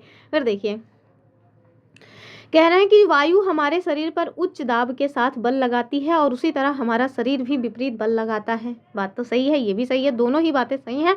तो इसका जो सही उत्तर होगा वो क्या हो जाएगा कि ए भी सही है, आर भी सही है, और आर जो है यानी कि बी जो है एक ही सही व्याख्या कर रहा है, ऑप्शन ए वाला। ठीक है, और हम लोगों को ये चीज़ महसूस क्यों नहीं हो पा रहा है कि सब मतलब कि बल लग रहा है हमारे ऊपर? तो इसके पीछे का रीजन ये है कि सभी दिशाओं से बल लग रहा है, इसी वजह से फील नहीं हो रहा है। अभी केवल एक दिशा से लग रहा होता तो दूसरी दिशा वाले से हमको फील होता कि हाँ यार इधर वाला बल हमारी साइड लग रहा है, लेकिन जब हर तरफ से लग रहा है तो फील ही नहीं होगा। जैसे होता क्या ना, कोई व्यक्ति हो जीवन में अपने बहुत परेशान हो और जिधर से वो अपना मतलब नज़र घुमाए उधर से ही उसको जीवन में परेशानी हो, तो वो मजबूती से खड़ा रहेगा कि जाने दो, जिंदगी ही ऐसी है। तो वैसे ही शरीर है, वो जान रही है चारों तरफ से बल लग ही रहा है, तो क्या ही फर्क पड़ता है, हम क्या ही ऐसा उखाड़ लेंगे। तो इससे अच्छा है जैसा नॉर्मल कट रहा है कटने दो। ठीक है, इसी वजह से हमारी जो शरीर है वो हमको फील नहीं होने देती है कि हमारे ऊपर बल लग रहा है। ठीक है, अगला देखिए, यातायात के साधनों के संदर्भ में ये वाला पॉइंट अभी 2 दिन पहले ही करवाया हुआ है, क्लास 7 ज्योग्राफी का है। तो बताइए क्या बात कर रहे हैं कि कम दूरी यातायात के लिए सबसे अधिक उपयोग किया जाने वाला जो मार्ग है वो सड़क मार्ग है। तो हाँ, हम लोग देखिए सड़क से अपने यहाँ से दूसरी जगह पे पहुँच जाते हैं। फिर देखिए कह रहे हैं कि अधिक दूरी में भारी व बड़े आकार वाले सामान ढोने के लिए जल मार्ग जो है वो सबसे सस्ता साधन है। तो ये बात भी सही है, मैंने बताया हुआ है कि जल मार्ग ही सबसे बढ़िया साधन मतलब सस्ता साधन माना जाता है। वरना पता चला आप अगर वायु मार्ग से लेने लगे तो फिर तो बहुत महंगा हो जाएगा ना, क्योंकि वायु मार्ग में यानी कि जो वायुयान है उनका ईंधन ही बहुत महंगा है, तो मुश्किल हो जाएगी। और रोड से नहीं जा सकते क्योंकि रोडें हर जगह पर तो रोड बनी नहीं है, और ट्रेन भी जो ककीले पथरीले रास्ते हैं हर जगह ट्रेन का भी मतलब कि अभी तक फैलाव नहीं हुआ है। तो इस वजह से इसका जो सबसे बढ़िया साधन होता है वो क्या होता है कि अगर आपको बहुत ज़्यादा सामान और बहुत लंबी दूरी तक ले जाना है और सस्ते में, तो जल मार्ग जो है वो यूज़ कीजिए। ठीक है, यहाँ तीसरा क्या है, अगम यानी कि जहाँ पे पहुँचना मुश्किल हो और दुर्गम क्षेत्रों में पहुँचने के लिए रेल मार्ग बहुत ही सहायक है। अच्छा बताओ रेल मार्ग से कैसे पहुँचेंगे? ऐसे बहुत सारे रीजन्स हैं, जो पहाड़ी इलाके हैं वहाँ पे रेल अभी तक मतलब उसका वहाँ पे पहुँच ही नहीं हुआ है, तो फिर कैसे जाएंगे? इसके लिए सबसे बेहतर क्या होता है, वायुयान। ठीक है, तो ये गलत हो जाएगा। चौथा क्या है, कह रहे हैं कि वायु यातायात सबसे महंगा है तथा दुर्गम व ध्रुव स्थानों पर पहुंचने का एकमात्र साधन है। तो हाँ भाई देखिए, एकमात्र साधन है। ठीक है, मतलब एक आपने वो सुना होगा ना कि जहाँ न पहुँचे रवि वहाँ पहुँचे कवि। तो वैसे ही समझ लीजिए कि जहाँ पे कोई नहीं पहुँच सकता, हमारे यातायात के कोई भी साधन नहीं पहुँच सकते, वहाँ पर भी जो वायुयान है वो पहुँच जाएंगे। ठीक है, तो इसका उत्तर हो जाएगा कि पहला भी सही है, दूसरा भी सही है, तीसरा अकेले गलत है। तो देखिए तीसरा गलत कहाँ दिया गया है, एक सेकेंड। हाँ, तो ए और बी सही है, नहीं ऐसा नहीं होगा। हाँ, सी और डी सही है, नहीं नहीं नहीं, ए बी सी नहीं, ये नहीं होगा। डी हो जाएगा कि ए बी और डी सही है, सी अकेले गलत है। बाकी सब देख लीजिएगा क्योंकि हमने सब बताया ये पहले ही। अब देखिए ये पैडागोजी वाला क्वेश्चन आ रहा है कि कोई एक टीचर हैं जिनके द्वारा कक्षा में प्रवास मतलब क्या होता है, माइग्रेशन, यानी एक जगह से दूसरे जगह लोग जो जाते हैं उसे हम कहते हैं प्रवास। ठीक है, कभी कभी कमाने की नीयत से जाते हैं, कभी कभी मजबूरी में जाना पड़ जाता है। पता चला कि लड़ाई झगड़ा बहुत मचा हुआ है, लड़ाई झगड़ा इट मीन्स वॉर जैसी स्थिति है अगर अपने देश में, तो लोग अपने देश से दूसरे देश में प्रवास कर जाते हैं कि छोड़ो यार, जीते रहेंगे तो कमा खा लेंगे। ठीक, तो कह रहे हैं कि कोई एक टीचर हैं जो कि बच्चों को अपने कक्षा में क्या पढ़ाना चाह रही, प्रवास जो टॉपिक है उसको समझाना चाह रही हैं। कह रहे हैं कि निम्न में से कौन सा एक कारक है जो उसमें प्रासंगिक माना जाएगा? बताइए, ऑप्शन देखिए। कह रहे हैं कि कार्य के बेहतर अवसर उपलब्ध होना। तो क्या ये होगा? फिर देखिए जीवन यापन के बेहतर होते तरीके, बताइए क्या ये होगा? तीसरा मैरिज, विवाह, बताइए क्या हो जाएगा एकदम सही? तो अगर आप ध्यान से देखेंगे ना तो आपको लगेगा कि हाँ भाई तीनों ही सही है। जैसे आप देखिए कार्य के बेहतर अवसर उपलब्ध होना, अब देखिए गाँव से लोग शहरों में प्रवास करते हैं, ठीक है? आपने अपने आस-पास ही देखा होगा बहुत सारे लोग हैं जो बाहर जाते हैं। एक भाई हैं मुझे उनका नाम भी स्किप कर गया माइंड से, पहले उन्होंने अपना नाम हसरत टाइप का कुछ रखा हुआ था। तो वो मुझे उस दिन कमेंट करके बोल रहे थे कि मतलब अगर एग्ज़ाम नहीं क्लियर हुआ तो सऊदी भेज दिया जाएगा पेरेंट्स के द्वारा। तो ये क्या है? ये प्रवास है। क्यों सऊदी भेजा जाएगा? क्योंकि वहाँ कार्य करने की बेहतर जो अपॉर्च्युनिटीज़ है वो मिलने वाली है। अर्थात वहाँ पे काम जो है वो उपलब्ध है। आप जाएँगे तो वहाँ आपको काम मिलेगा, आप अच्छा खासा अर्न करेंगे और अर्न करेंगे तो अपनी फैमिली को सपोर्ट कर पाएँगे। तो हमारा ये भी एक रीज़न होता है कि हम लोग प्रवास करते हैं। गाँव से लोग शहरों में प्रवास क्यों करते हैं? क्योंकि वहाँ पे कार्य करने की जो सुविधाएँ सुविधाएँ इट मीन्स वहाँ पे अवसर है, अपॉर्च्युनिटी है। वहाँ अब जैसे गाँव में ना कोई अपॉर्च्युनिटी ही नहीं है। गाँव में आप क्या काम करिएगा? बस बहुत करेंगे तो खेतों में काम कर लेंगे और खेतों में भी काम करने का एक सीज़न होता है, उसके बाद आप खाली बैठे हैं और खाली बैठे रहेंगे तो पेट कैसे पलेगा? तो इस वजह से लोग प्रवास कर जाते हैं। तो प्रवास करने का एक ये रीज़न होता है कि कार्य के बेहतर अवसर उपलब्ध होंगे, ठीक है? और दूसरा जीवन यापन के बेहतर तरीके, जब आपके पास काम करने की अपॉर्च्युनिटी होगी, आपकी जेब में पैसा होगा, तो जीवन यापन बेहतर तरीके से ही होगा, ठीक है? अब आपके पास पैसा नहीं है, तो जीवन यापन जो है वो बहुत मुश्किल हो जाता है, ठीक है? तो ये भी एक तरीका होता है, ये भी एक कारण होता है कि लोग माइग्रेट कर जाते हैं, ठीक है? फिर देखिए मैरिज, तो लड़कियों के साथ अक्सर ये होता है क्योंकि जो महिलाएं हैं वो शादी के बाद ससुराल चली जाती हैं, तो वो भी तो प्रवास कर गई ना। चाहे अपने गांव से दूसरे गांव में प्रवास कर रही हूँ, चाहे अपने स्टेट से दूसरे स्टेट में प्रवास कर रही हूँ, या कभी कभी होता है कि शादी के बाद लोग दूसरे देश में ही प्रवास कर जाते हैं। तो ये भी एक तरीका होता है, मतलब ये भी एक कारण बन जाता है प्रवास करने का, ठीक है? तो ये तीनों की तीनों जो विकल्प दिए हैं वो एकदम सही है। कुल मिलाकर के आप जिस स्थान से बिलोंग करते हैं उस स्थान को छोड़ करके अगर दूसरे स्थान पे जा रहे हैं, कारण कुछ भी हो, चाहे वो कार्य की बेहतर स्थिति हो, चाहे विवाह हो, या फिर मतलब कि बेहतर जीवन यापन का वहाँ पे सुविधा हो सकता है, कुछ भी कारण है, अगर आप वहाँ रहने के लिए जा रहे हैं तो समझिए आप प्रवास कर रहे हैं, ठीक है? यानी कि माइग्रेट कर गए। ऑप्शन इसका क्या हो जाएगा? कहाँ पे है? ABC डी वाले में, ठीक है? यहाँ देखिए आपसे कह रहे हैं, ये क्लास 8 NCERT ज्योग्राफी का क्वेश्चन है कि निम्नलिखित में से कौन सा युग्म भारत में इस्पात उत्पादन केंद्रों के संदर्भ में विषम है, ठीक है? इस्पात मतलब होता है लोहा, क्या होता है? लोहा की बात हो रही है, ठीक है? तो बताइए अलीगढ़, कह रहे हैं कि अलीगढ़ जो उत्तर प्रदेश है, क्या ये लोहे के उत्पादन से संभव है? ये मतलब कि उत्पादन यहाँ पे होता है? नहीं, ऐसा कुछ भी नहीं है, बल्कि जो अलीगढ़ है ना वो ताला के लिए बहुत फेमस है। अलीगढ़ उत्तर प्रदेश का, वहाँ पे ताला बहुत बनता है, तो यही गलत हो जाएगा और हमसे रॉन्ग ही पूछ रहे थे। बाकी सब तो ठीक है। विजयनगर कर्नाटक, हाँ भाई ये मतलब कि लौह उत्पादन के लिए जाना जाता है। विशाखापट्टनम आंध्र प्रदेश, ये भी जाना जाता है, और सलेम तमिलनाडु, ये भी जाना जाता है, ठीक है? और यहाँ आप देखिए ये सब आप देख लीजिएगा। और यहाँ आपको बता दें जो विशाखापट्टनम आंध्र प्रदेश में है वो जो है उसका नाम क्या है? विजाग इस्पात संयंत्र, ठीक है? क्या नाम है? विजाग इस्पात संयंत्र। और ये पहला पत्तन आधारित संयंत्र अर्थात पहला बंदरगाह आधारित संयंत्र था। और शुरुआत कब हुई थी? 1992 में, ठीक है? फिर आप देखिए विजयनगर का जो है ये कर्नाटक में है, और जो सलेम है ये बहुत इंपॉर्टेंट है, ये तमिलनाडु में है और इसकी शुरुआत हुई थी 1982 में, ठीक? चलिए आगे देखेंगे।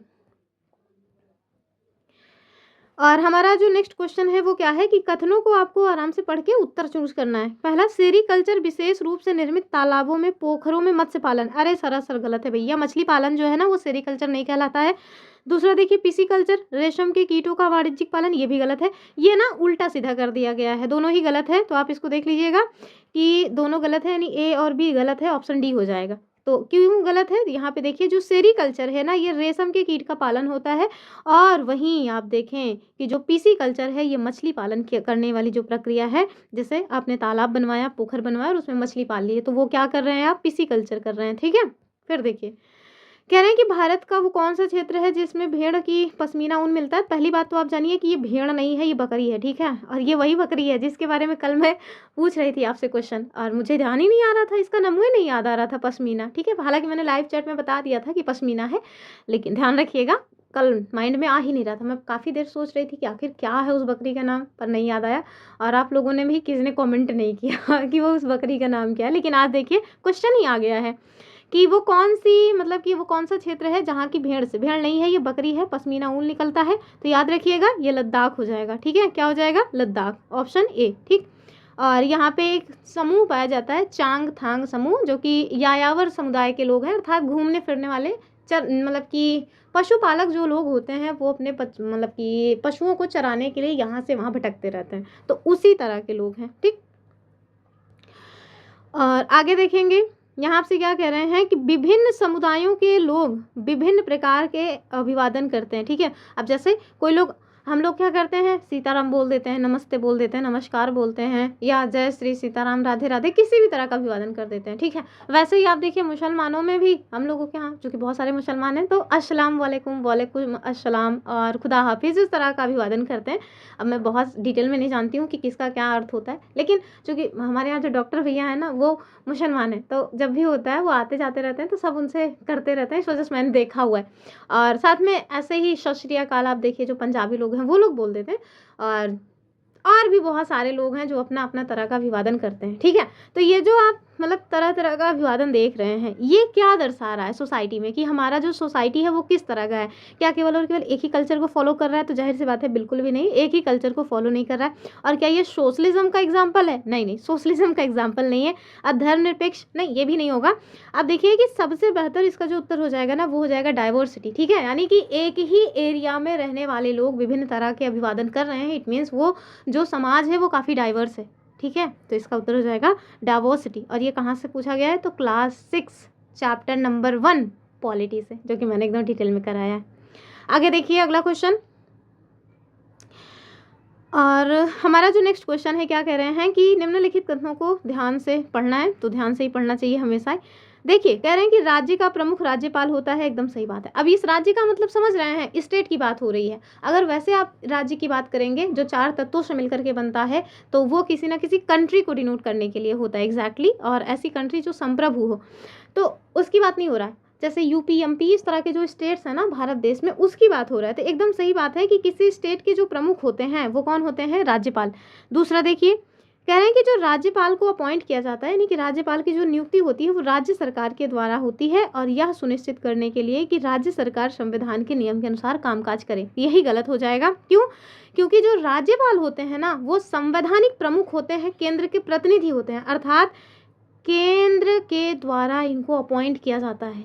तो इसका उत्तर क्या हो जाएगा कि दूसरा वाला गलत है। क्यों? क्योंकि यहाँ राज्य नहीं होगा, केंद्र हो जाएगा। ठीक है, तो जो हम लोगों के यहाँ राज्यपाल हैं वो राज्य के प्रमुख माने जाते हैं, और साथ में उनकी नियुक्ति केंद्र के द्वारा की जाती है। तो इसका उत्तर हो जाएगा कि ए तो सही है लेकिन बी गलत है। ठीक है, चलिए आगे देखिएगा। मोस्ट इंपॉर्टेंट जो पॉइंट है वो ये है कि राष्ट्रपति के प्रसाद पर्यंत इनका जो पद है वो रहता है। मतलब ऐसा नहीं है कि आज ये जो है राज्यपाल बन गए हैं तो 5 साल तक तो एकदम धुआंधार तरीके से रहे करेंगे, नहीं। ये प्रसाद पर्यंत नामक एक शब्द आता है, उसमें क्या होता है कि जब तक राष्ट्रपति की इच्छा है तब तक ये उस पद पे हैं। अगर राष्ट्रपति जी का मूड घूमा तो कहेंगे चल हट, तेरे जैसे बहुत देखे हैं, जाओ जाओ इस्तीफा दो। ठीक है, आगे देखिए क्वेश्चन नंबर 61। यहाँ आपसे ना मतलब किसान की एक मतलब वैरायटी है उसके बारे में पूछ रहे हैं कि प्रीति एक महिला है, इनके परिवार के पास 15 एकड़ उर्वर भूमि है, समझ रहे हैं, जिसमें मतलब फसल का उत्पादन होता है। काफ़ी धनी है। उनके पिता एक सरकारी बैंक से 1 लाख रुपए का ऋण लिए। हालांकि असमय वर्षा, यानी कि पानी का समय नहीं था, उसके बाद भी बारिश हो गई, इससे वजह से वहाँ पे बाढ़ आ गई। कह रहे हैं कि उनकी फसल बर्बाद हो गई। प्रीति को इस बात की राहत है कि अगले कुछ महीने के लिए उनके पास अनाज है। संभवतः वो किस प्रकार के परिवार से हैं? आपको समझ आ ही रहा है कि 15 एकड़ ज़मीन है और खाने पीने के लिए पहले से ही रखा हुआ, मतलब वो मजबूत टाइप के किसान हैं। ठीक है, ऐसे किसान नहीं है जो सीजन खत्म हुई तो दूसरी फसल लगाने के लिए पैसे के लिए स्ट्रगल करने लगे, तो जैसे हम लोग हैं। हम लोग तो ऐसे ही किसान हो जाते हैं। ठीक है, तो ध्यान रखिएगा ये लार्ज फार्मर हैं, बड़े किसान में आते हैं। ठीक है, हालांकि देखा जाए तो हम लोग भी बड़े किसान में आते हैं, बस हम लोगों के यहाँ इतना साढ़ छुट्टा छूटे हैं ना कि फसल मिल ही नहीं पाती है। तो ध्यान रखिएगा ये बड़े किसान की एक वैरायटी है। ठीक है, यहाँ देखिए भारत देश में ना ज़्यादातर मतलब कि जो जनसंख्या है, ज़्यादातर जो संख्या है किसानों की वो कैसी है? छोटे किसान हैं, और लगभग 80% किसान ऐसे हैं जो छोटे किसान हैं। 20% ही ऐसे बड़े किसान हैं जिनके पास मतलब कि इधर धुआंधार पैसा है। धुआंधार का मतलब है कम से कम इतना पैसा है कि इस बार की जो फसल है वो कट गई तो दूसरी फसल को बोने के लिए उनको फिर स्ट्रगल नहीं करना पड़ेगा, आराम से मज़े से सब हो जाएगा। और अगर बाढ़ सूखा कुछ भी आ गया तो 1 आध साल ऐसे ही खा लेंगे, खरीदने की ज़रूरत नहीं पड़ेगी। ठीक है, आगे देखिए नेक्स्ट क्वेश्चन देखिए, बहुत इंपॉर्टेंट है, बताया हुआ है, कई बार ये क्वेश्चन पूछा जा चुका है सीटेट में। हिंदू उत्तराधिकार संशोधन अधिनियम 2005 की बात कर रहे हैं कि ये क्या प्रदान करता है। तो मैंने बताया हुआ था कि पिता की संपत्ति में पुत्र और पुत्रियों का समान अधिकार जो है ये इस हिंदू उत्तराधिकार अधिनियम से प्राप्त होता है, अर्थात ऑप्शन बी। और कब का है? 2005 का, एकदम याद रखिएगा। पिता की संपत्ति पर पुत्र और पुत्री का समान अधिकार, याद रखना है आपको इसको, इस लड़कियों को तो बिल्कुल याद रखना चाहिए। तो व्याख्या देखिए कि जो हिंदू उत्तराधिकार संशोधन अधिनियम 2005 का है ये पिता की संपत्ति पर पुत्र और पुत्री दोनों को ही समान अधिकार जो है वो प्रदान करता है। हिंदू उत्तराधिकार संशोधन अधिनियम 2005, इसमें देखिए संपत्ति जो विभाजन है इसके मामले में महिलाओं को शहदायक के रूप में मान्यता दी गई और इस अधिनियम से ये भी मतलब कि मान लिया गया कि जन्म से ही जो पुत्री है वो पुत्र के समान ही शहदायक होगी, अर्थात उसको भी जन्म से ही वो राइट्स होंगे संपत्ति में जो पुत्र को होते हैं। ठीक है, तो याद रखना है 2005 का कानून है। अगला देखिए, निम्नलिखित में से कौन सा बुनकर सहकारी संस्थाओं के संदर्भ में सही नहीं है। तो जो बुनकरों का सहकारी संस्था होती है इसके संदर्भ में आपको रॉन्ग बताना है, सॉरी सही बताना है, यानी कि सही है पूछ रहे हैं। पहला देखिए, कह रहे हैं कि व्यापारियों के ऊपर निर्भरता को कम करने और बुनकरों की आय बढ़ाने में सहायता करती है। कहीं ना कहीं बातें सही होनी चाहिए क्योंकि एकदम मतलब कि पॉजिटिव वे में जा रहा है। फिर देखिए, अप्रत्यक्ष रूप से बड़ी कंपनियों को सहायता करती हैं। अच्छा, तीसरा देखिए यहाँ क्या कह रहे हैं कि बुनकर सदस्य दादन व्यवस्था में काम करते हैं। और चौथा क्या है, सहकारी संस्थाएं विपणन में संलिप्त रहती हैं। बताइए, जो सहकारी संस्थाएं हैं क्या वो विपणन में संलिप्त रहती हैं? बताइए इसका उत्तर क्या हो जाएगा? कूट वगैरह देख लीजिए, ये है इसका कूट। ठीक है, तो इसका सही उत्तर क्या हो जाएगा? ऑप्शन डी वाला, बी वाला गलत है, सी भी गलत है। यहाँ पे देखिए कह रहे हैं कि जो मतलब कि व्यापारियों के ऊपर निर्भरता है उसको कम करने के लिए, बुनकरों की आमदनी को बढ़ावा देने के लिए सहकारी व्यवस्था एक साधन के रूप में काम करती है। आगे देखिए, बुनकरों की जो सहकारी संस्था है इसमें बुनकर एक समूह बना करके जो कुछ छोटी मोटी गतिविधियां हैं वो करते हैं। सूत व्यापारी से सूत प्राप्त करते हैं और उसे बुनकरों में बांट देते हैं और इनका जो है जो सहकारी संस्थाएं हैं विक्रय करने का कार्य वगैरह भी कर लेती हैं। फिर देखिए, कह रहे हैं भारत जो कि एक लोकतंत्रात्मक देश है वहाँ पे सार्वभौमिक वयस्क मताधिकार क्या है। 1000 बार बता चुके हैं कि सार्वभौमिक जो वयस्क मताधिकार है ये समानता के अधिकार पे काम करता है, यानी कि हर स्त्री पुरुष या फिर अन्य जो ट्रांसजेंडर वगैरह हैं वो सभी समान हैं। किस रूप में? तो भैया मत देने के रूप में। अर्थात भारत देश में एक फिक्स क्राइटेरिया रखा गया है वर्तमान में कि अगर आप 18 साल से ऊपर के हैं तो आप, और जहाँ से भी आपको मतलब कि चुनाव में पार्टिसिपेट करना है, इट मीन्स वोट वगैरह देना है, वहाँ के निर्वाचन जो सूची आती है उसमें आपका नाम है तो आपको ये अधिकार है कि आप वोट देंगे। और सबसे बड़ी बात कि आप चाहे गरीब हों, चाहे अमीर हों, चाहे पढ़े लिखे हों, चाहे अनपढ़ हों, चाहे हिंदू हों, मुस्लिम हों, सिख हों, ईसाई हों या फिर यूपी को हों, एमपी के हों, कहीं से भी हों, इवन आप राष्ट्रपति ही क्यों ना हो, सभी के मत का मूल्य एक समान होता है। अर्थात जितने लोग मत देंगे सबका एक ही मत माना जाएगा। ऐसा नहीं है कि राष्ट्रपति जो कि भारत के प्रथम नागरिक हैं तो उनके मत का मूल्य 4 हो जाएगा, अर्थात उनका एक वोट अन्य 4 लोगों के वोट के समान होगा, तो ऐसा नहीं है। ठीक है, तो यही चीज होती है सार्वभौमिक वयस्क मताधिकार। अर्थात 18 साल से मतलब कि नहीं ऊपर की उम्र की नहीं, केवल महिलाओं की बात नहीं है। कह रहे प्रत्येक व्यक्ति, यानी कि जब व्यक्ति आ जाए प्रत्येक व्यक्ति तो समझ लीजिए कि इसमें सब आ गया, स्त्री पुरुष ट्रांसजेंडर हर एक लोग आ गए, कि प्रत्येक व्यक्ति जो 18 साल के ऊपर की उम्र के हैं उन्हें मत देने का अधिकार है, चाहे उनकी सामाजिक आर्थिक पृष्ठभूमि कैसी भी हो, अर्थात ऑप्शन बी। याद रखिएगा कि ये जो 18 साल है ये 18 साल हमेशा से नहीं था, 61वें संविधान संशोधन से इसको 18 साल किया गया। स्टार्टिंग में ये मतलब 21 साल था। ठीक है, क्वेश्चन नंबर 65 देखिए, कह रहे हैं उच्च शिक्षा के लिए लड़के व लड़कियों को विभिन्न विषयों को चुनने के लिए इसलिए समाजीकृत नहीं किया जाता क्योंकि उनमें उस विषय के लिए अभिवृत्ति पाई जाती है, बल्कि उन्हें उस मतलब अपने लिंग के अनुसार विषयों को आत्मसात करने के लिए चुनने को तैयार किया जाता है। ये क्या बता रहा है? तो हम सभी समझ रहे हैं कि भैया ये स्टीरियोटाइप है, यानी कि जो टीचर है ना उनको लग रहा है कि बेटा देखो लड़कियां मैथ्स में कमज़ोर होती हैं, लड़के मैथ्स में अच्छे होते हैं, लड़कियां जो है खाना पकाने वाला जो गृह विज्ञान वगैरह वाला सब्जेक्ट है उसको पढ़ें, वही उनको जीवन भर काम आएगा। तो इस तरह की जो चीज़ें हैं ना ये स्टीरियोटाइप्स को ही बताते हैं। तो ऑप्शन बी सॉरी सी सही हो जाएगा। और सबसे बड़ी बात, जो रूढ़िबद्ध धारणाएं होती हैं ना वो किसी व्यक्ति में कोई मतलब कि अच्छी क्वालिटी हो सकती है उसको देखने से रोक देती है। यहाँ देखिए, रूढ़िबद्ध धारणा किसी व्यक्ति विशेष इत्यादि में देखा जा सकता है जो कि पारंपरिक मान्यताओं का अनुकरण या तार्किकता वैज्ञानिकता के स्थान पर केवल आस्था को ही आधार मानता है, यानी कि जो बाबा आजा करते चले गए बस वही अंतिम सत्य है, हमारे पास अपना दिमाग नहीं है कि हम कुछ चीज़ों को नया डेवलप कर सकें। आगे देखिए, और हमारा अगला जो क्वेश्चन है यहाँ आपसे कह रहे हैं कि बाल अधिकार बिल में वर्णित इन बाल अधिकारों पर आपको ध्यान देना है। पहला कि मुझे अच्छी शिक्षा का अधिकार है और सब बच्चों को स्कूल जाने के लिए प्रोत्साहित करने का दायित्व तो सबका है। पहला आर्टिकल कह रहे हैं 28, 19 और 23। फिर मुझे अपने विचार व्यक्त करने का अधिकार है जिन्हें गंभीरता से लिया जाना चाहिए। सबका दायित्व है कि वो एक दूसरे को सुने। तो ये अनुच्छेद 19 की बात कर रहा है। कुछ पता हो या ना पता हो, ये तो पता ही होगा ना। अब व्यक्ति का जो अधिकार है ये अनुच्छेद 19 है, तो आराम से निकल आया ऑप्शन ए वाला। ठीक है, तो जो हमारा भारतीय संविधान है उसके भाग 3 में हमारे यहाँ चर्चा आती है फंडामेंटल राइट्स यानी मौलिक अधिकार की। वहीं से ये संबंधित है कि भारतीय संविधान का अनुच्छेद 21 और 19 ये देखिए उपरोक्त बाल अधिकारों का पूरक है। अनुच्छेद 21 का इसमें 6 से 14 साल के जो बच्चे हैं उन्हें मुफ्त और अनिवार्य शिक्षा की बात की गई है। ठीक है, 86वां संविधान संशोधन 2002 के माध्यम से इसको जोड़ा गया था। आगे देखिए कह रहे हैं कि अनुच्छेद 24 में 14 वर्ष से कम उम्र के जो बच्चे हैं उनको जोखिम भरा काम करने नहीं दिया जाएगा। ठीक है, अर्थात ऐसी कोई फैक्ट्री वगैरह में उनको काम नहीं दिया जाएगा जहाँ से उनको नुकसान हो सकता है, जैसे तेजाब की फैक्ट्री हो गई या जो हीरा वगैरह माइन करने की फैक्ट्री है। इस तरह की जो भी फैक्ट्रीज हैं जहाँ पे जो छोटे बच्चे हैं वो उनकी जान मान हानि का खतरा हो सकता है, वहाँ पे नहीं जाने देना है। और ये कहाँ से पता चलता है? अनुच्छेद 24 से। और अनुच्छेद 19 के तहत लिखित और मौखिक रूप से अपना मत प्रकट करने के लिए जो अभिव्यक्ति करने की स्वतंत्रता है वो तो हम लोगों के पास है ही है। तो आजकल देखो कैसे कैसे गाने आ जाते हैं और उस पर कोई कुछ नहीं कर पाता। इसके पीछे का रीज़न यही है भैया कि अभिव्यक्ति करने का आपको अधिकार है। तो जो मीडिया आज हमारी एकदम बर्बाद हुई है वो भी इसी के अंतर्गत आ जाती है। इसी वजह से वो जब मन करता है कुछ भी अपना इधर उधर का करती रहती है, लेकिन उसको कोई कुछ बोलता नहीं है। ठीक है, आगे देखिए यहाँ आप देखिए कह रहे हैं कि भारतीय संविधान की निम्नलिखित विशेषताओं में से कौन सी विशेषता नागरिकों की राज्य की सत्ता के मनमाने और निरंकुश अधिकार के प्रयोग से रक्षा करती है? बताइए कौन हो जाएगा? तो बताइए इसमें क्या होगा? विधायिका, कार्यपालिका और न्यायपालिका के बीच शक्तियों का बंटवारा। सबसे अच्छा तो यही लग रहा है मुझे, लेकिन ज़रूरी तो है नहीं कि अच्छा लग रहा है तो वही उत्तर हो जाएगा, नहीं होगा ना। देखिए क्या पूछ रहे हैं कि भारत का संविधान जो है उसमें वो कौन सी विशेषता है जो नागरिकों की राज्य की सत्ता के मनमाने और निरंकुश अधिकार के प्रयोग से रक्षा करती है।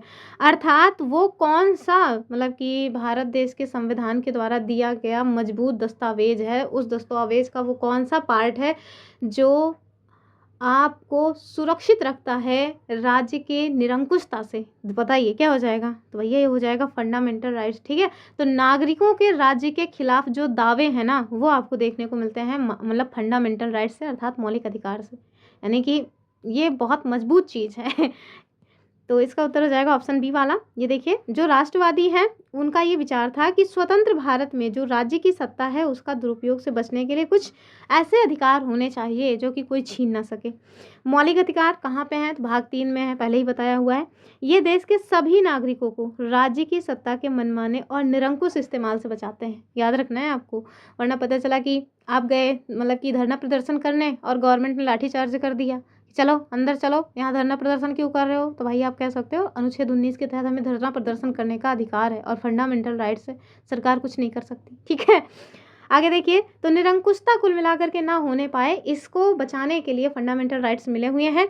और सबसे बड़ी बात जो महत्वपूर्ण है फंडामेंटल राइट्स में वो ये है कि अगर सरकार के द्वारा इस तरह के आपके साथ मनमानी की जाती है तो आप जा करके सुप्रीम कोर्ट में इसकी अपील कर सकते हो कि देखिए हमारे साथ अन्याय हो रहा है। ठीक है, यानी कि ये प्रवर्तनीय है, सुप्रीम कोर्ट इसका रक्षक है।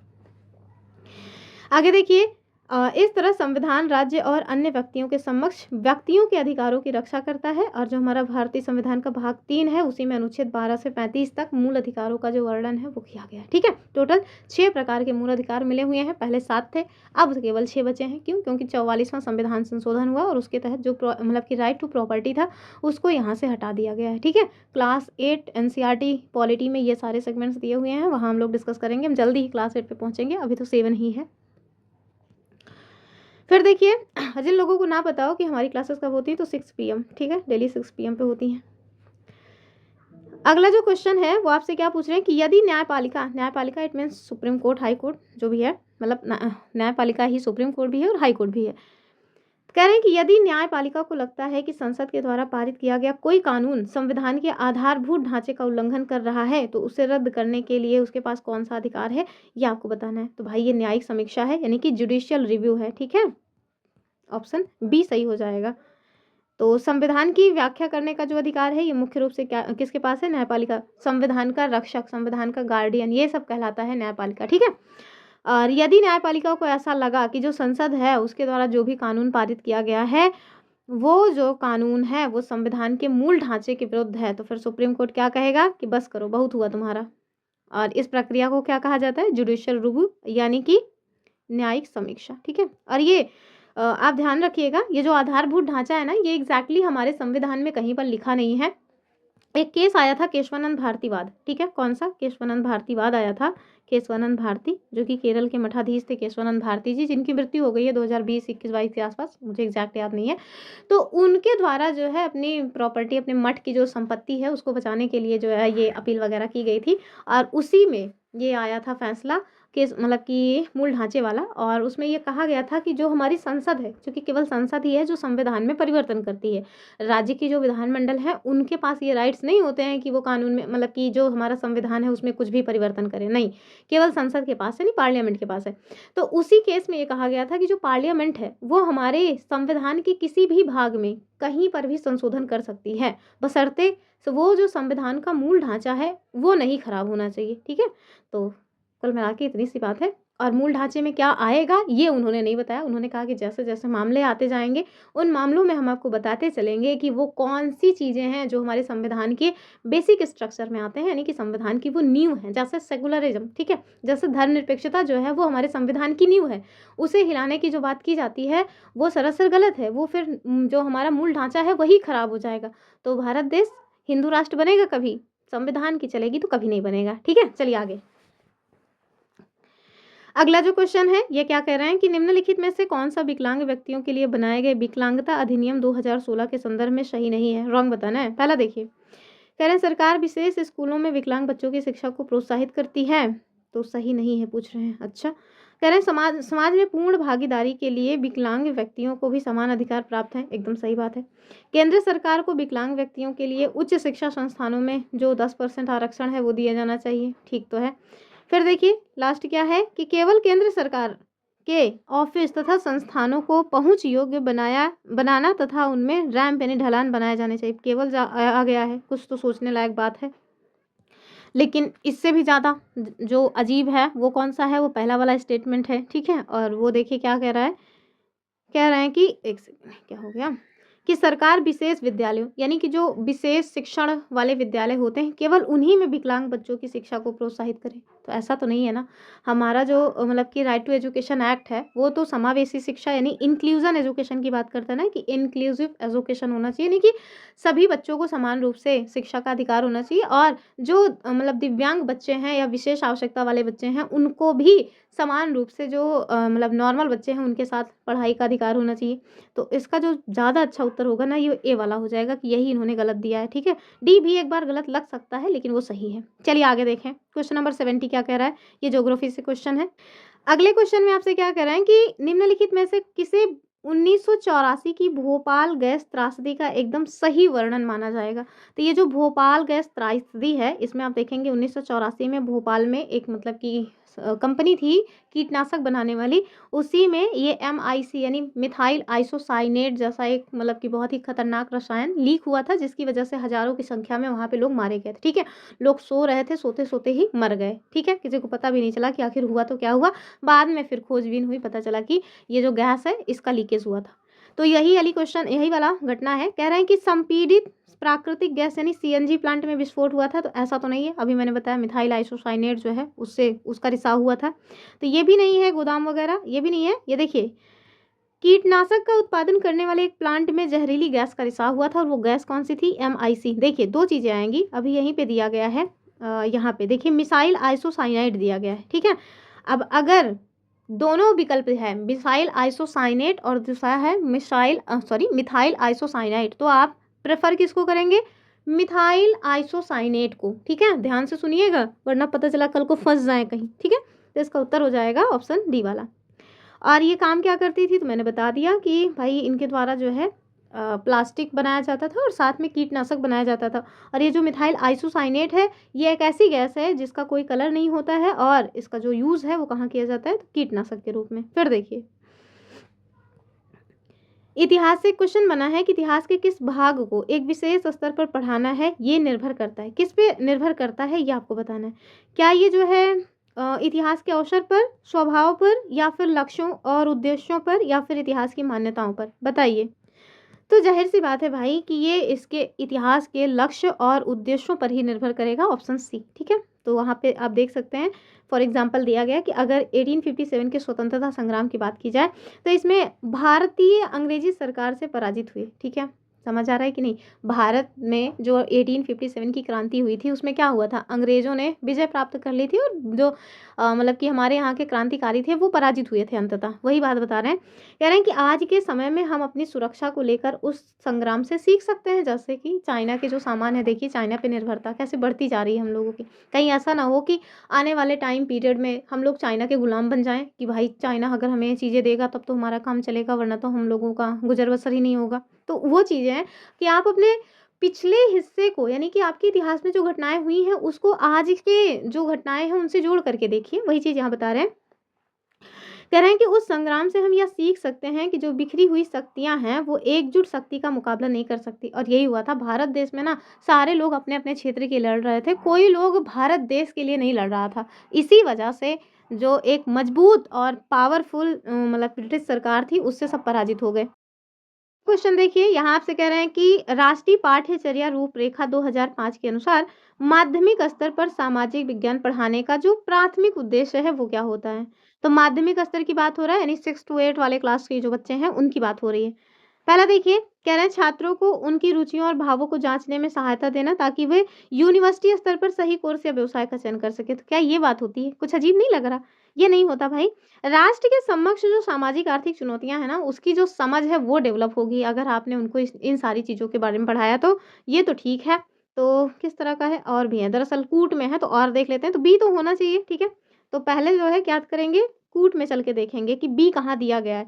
देखिए यहाँ भी बी है, केवल एक ऑप्शन एलिमिनेट हो रहा है। ठीक है, फिर देखिए कह रहे हैं कि पर्यवेक्षण जो है पहचानने और वर्गीकरण के कौशल। अब देखिए ये वर्गीकरण यानी क्लासिफिकेशन वगैरह का जो है मतलब कि कौशल डेवलप करना, तो ये नहीं होता है। ठीक है, ये इसका मूल उद्देश्य नहीं है। फिर देखिए प्राकृतिक और सामाजिक वातावरण के जो परस्पर संबंध है उस पर बल देते हुए वातावरण की समझ डेवलप करना, ये एकदम सही हो जाएगा। इस हिसाब से देखिए तो बी और डी सही होगा। ये कैसे सही हुआ, तो प्राकृतिक और सामाजिक वातावरण अर्थात भूगोल इसमें पढ़ाया जाता है। ठीक है, परस्पर संबंध पर बल देना है, यानी कि भूगोल और जो हमारा समाज है इन दोनों के बारे में हम पढ़ते हैं कि नहीं, पॉलिटी में यानी सिविक्स में हम लोग समाज का जो चीज़ है वो पढ़ते हैं और प्राकृतिक जो चीज़ें हैं उसको हम लोग भूगोल में पढ़ लेते हैं। वही देखिए इनके बारे में मतलब इनसे समझ डेवलप करना है और साथ में वातावरण की जो डेवलपमेंट है उसके बारे में भी पढ़ना, तो हम लोग यही सारी चीज़ें तो पढ़ते हैं। तो इसका उत्तर हो जाएगा बी और डी। ठीक है, आगे देखिए अगला जो क्वेश्चन है, तो बस अब ज़्यादा क्वेश्चन नहीं बचे हैं बस, लेकिन बचे तो हैं ही।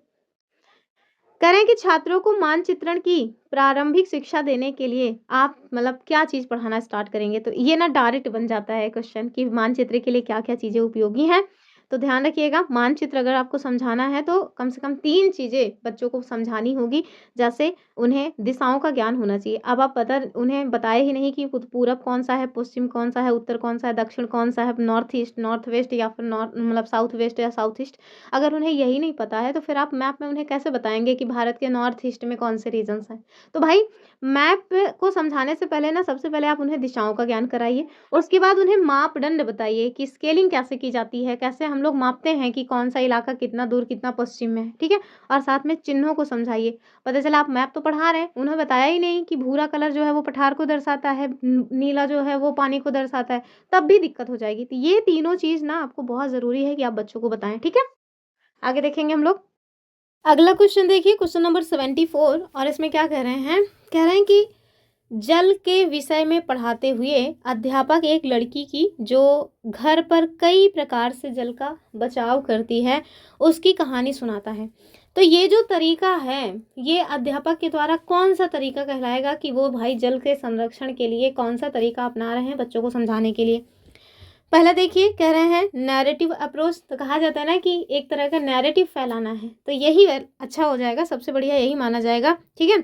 वृत्तांत उपागम, तो ये वृत्तांत उपागम तो हो सकता है ना याद रहे, लेकिन नैरेटिव जरूर आप लोगों को याद रहेगा।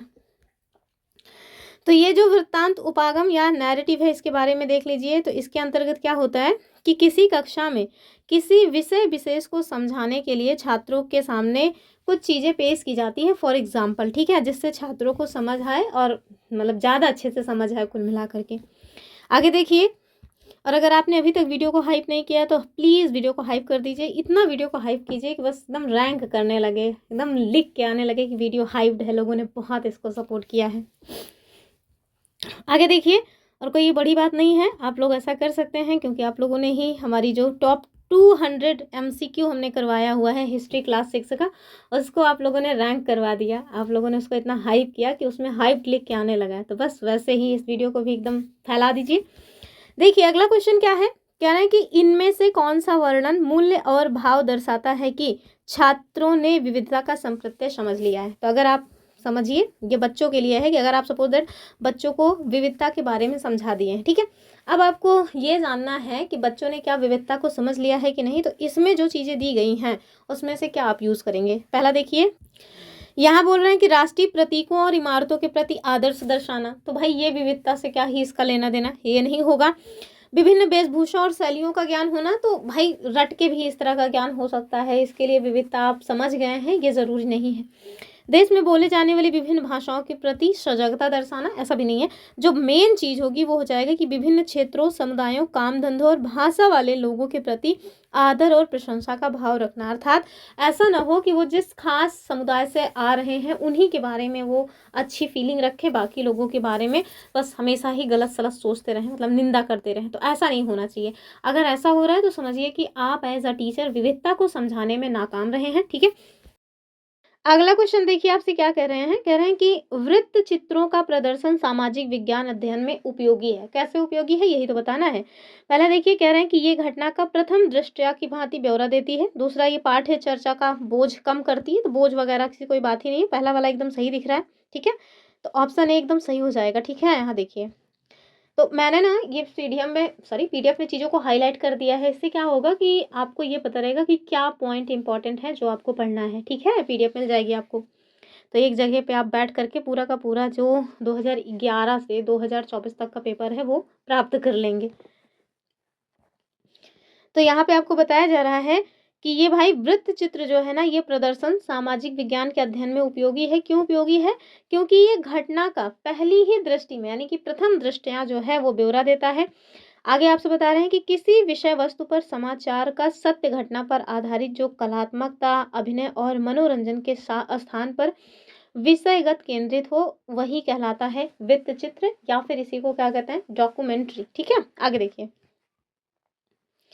क्वेश्चन नंबर 77 में आपसे कह रहे हैं कि अध्यापक अवसर और उपयुक्त साधन प्रदान कर विद्यार्थियों को स्वयं प्रयोग, अन्वेषण व विश्लेषण के लिए कह रहे हैं, ठीक है। कह रहे हैं कि निम्न में से ये कौन सा उपागम है जिसका शिक्षक के द्वारा यूज किया जा रहा है, ये आपको बताना है। क्या कह रहे हैं कि उपयुक्त साधन प्रदान करके, यानी कि एग्जाम्पल्स वगैरह को वो सेट कर रहे हैं। कह रहे हैं पाठ्य पुस्तक आधारित उपागम, तो क्या वो केवल और केवल बुक को ही पढ़ करके उसी की अप्रोच को फॉलो कर रहे हैं। साफ साफ लग रहा है कि अगर वो खुद से एग्जाम्पल्स वगैरह दे रहे हैं तो इसका मतलब है कि पाठ्य पुस्तक आधारित उपागम तो नहीं है। पहला तो नहीं है। दूसरा देखिए, दूसरे में क्या कह रहे हैं, कह रहे हैं कि सामाजिक रचनात्मकतावादी उपागम, तो एकदम सही बात हो जाएगा, ठीक है। ऑप्शन बी ये सही है। आगे देखिए, अगला जो क्वेश्चन है 78 नंबर का। अब ये जो पैडागोजी वाला है इसमें ज़्यादा हम लोग बहुत ज़्यादा एक्सप्लेन वगैरह नहीं करेंगे, फटाफट कर लेंगे। तो एनसीईआरटी के सामाजिक विज्ञान की पाठ्य पुस्तकों में बहुत से काल्पनिक और वास्तविक वृत्तांतों का उपयोग किया गया है। हम लोग देखते ही हैं डेली डेली एनसीईआरटी, तो हाँ ये बात सही है। दूसरा देखिए, कह रहे हैं कि वृत्तांतों से छात्रों को विचारों और संस्थाओं को समझने और उन पर चिंतन करने का बढ़ावा मिलता है। ये बात भी एकदम सही है। जो चित्र देख करके बच्चे समझते हैं ना, वो कहीं और नहीं समझ आता है। तो इसका उत्तर हो जाएगा कि दोनों ही सही है और व्याख्या भी कर रहा है, अर्थात ऑप्शन कहाँ है इस तरह का, ऑप्शन ए वाला, ठीक। तो इसका उत्तर ए हो जाएगा, फिर से जाएगा आगे, कोई बात नहीं। अब जो चीज़ें ना मतलब कि रेगुलर हमारी बोलचाल में है उसको सुधारने में टाइम लगेगा कुल मिला के। आगे देखिए, निम्नलिखित प्रश्न सामाजिक विज्ञान की कक्षा में सामान्यतः पूछे जाते हैं। उस प्रश्न का चयन कीजिए जो समालोचनात्मक चिंतन के विकास के लिए बृहत्तर क्षेत्र उपलब्ध कराता है, यानी कि ब्रॉड जो है एरिया प्रोवाइड करेगा, इसकी बात हो रही है। पहला देखिए, कह रहे हैं कि राजा हरिश्चंद्र फ़िल्म के निर्माता का नाम क्या है? तो इससे जो है कोई ब्रॉड जो है मतलब कि चीज़ें माइंड में तो आएँगी नहीं। ये तो अगर आपने रटा हुआ है तो रटा हुआ है, नहीं तो नहीं, ठीक है? तो ये तो वैसे भी नहीं काम का है। दूसरा देखिए, अब हाँ, कुछ लोग सोचेंगे ना कि आपसे ये पूछा जा रहा है कि चलो बताओ राजा हरिश्चंद्र जो फ़िल्म बनी थी उसके निर्माता कौन थे? तो ये पूछा नहीं जा रहा है, ठीक है? कह रहे हैं कि बम्बई फ़िल्म उद्योग कब पहली बार सामने आया? तो ये भी वन लाइनर टाइप का क्वेश्चन है, तो इससे भी चीज़ें क्लियर नहीं होंगी।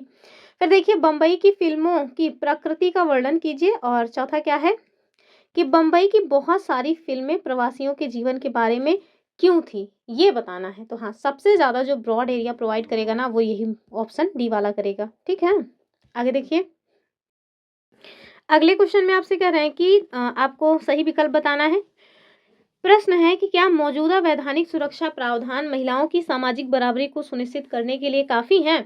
उपरोक्त प्रश्न आपसे क्या अपेक्षा करता है? बताइए, कोई आया आपसे कह रहा है कि बताओ महिला सशक्तिकरण के लिए, महिलाओं को बराबरी का अधिकार दिलाने के लिए हम लोगों ने देखा कि बहुत सारे नियम कानून बनते जा रहे हैं, पहले भी बने और अभी लगातार बनते ही जा रहे हैं। तो क्या ये जो नियम कानून बन रहे हैं, ये महिलाओं की समाज में बराबरी को सुनिश्चित करने के लिए काफ़ी हैं कि नहीं?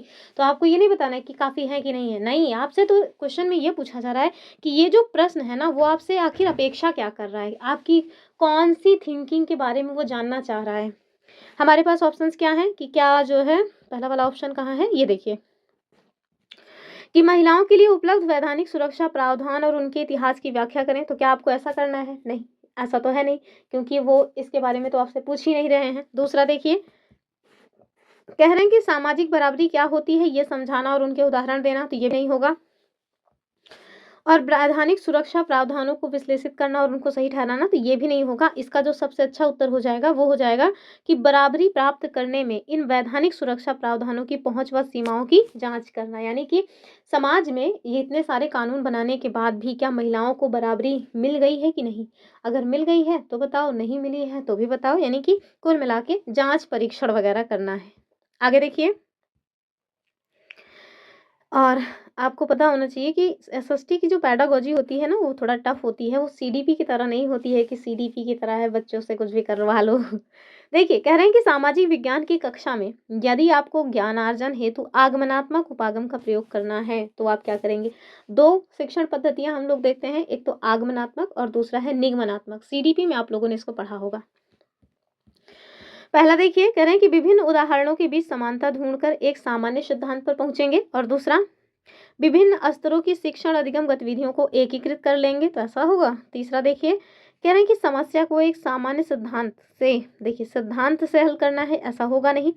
बच्चों को उनके स्वयं ज्ञान सृजित करने की स्वतंत्रता देंगे, ये भी नहीं। जब भी आगमनात्मक उपागम की बात की जाए तो आपको याद रखना है कि पहले आप क्या करेंगे, पहले आप एग्जाम्पल्स वगैरह देंगे, उसके बाद फिर जब बच्चों को समझ आएगा फिर आप थियरी वगैरह से भी समझाने का प्रयास करेंगे, ठीक है? तो इसका उत्तर हो जाएगा ऑप्शन ए वाला।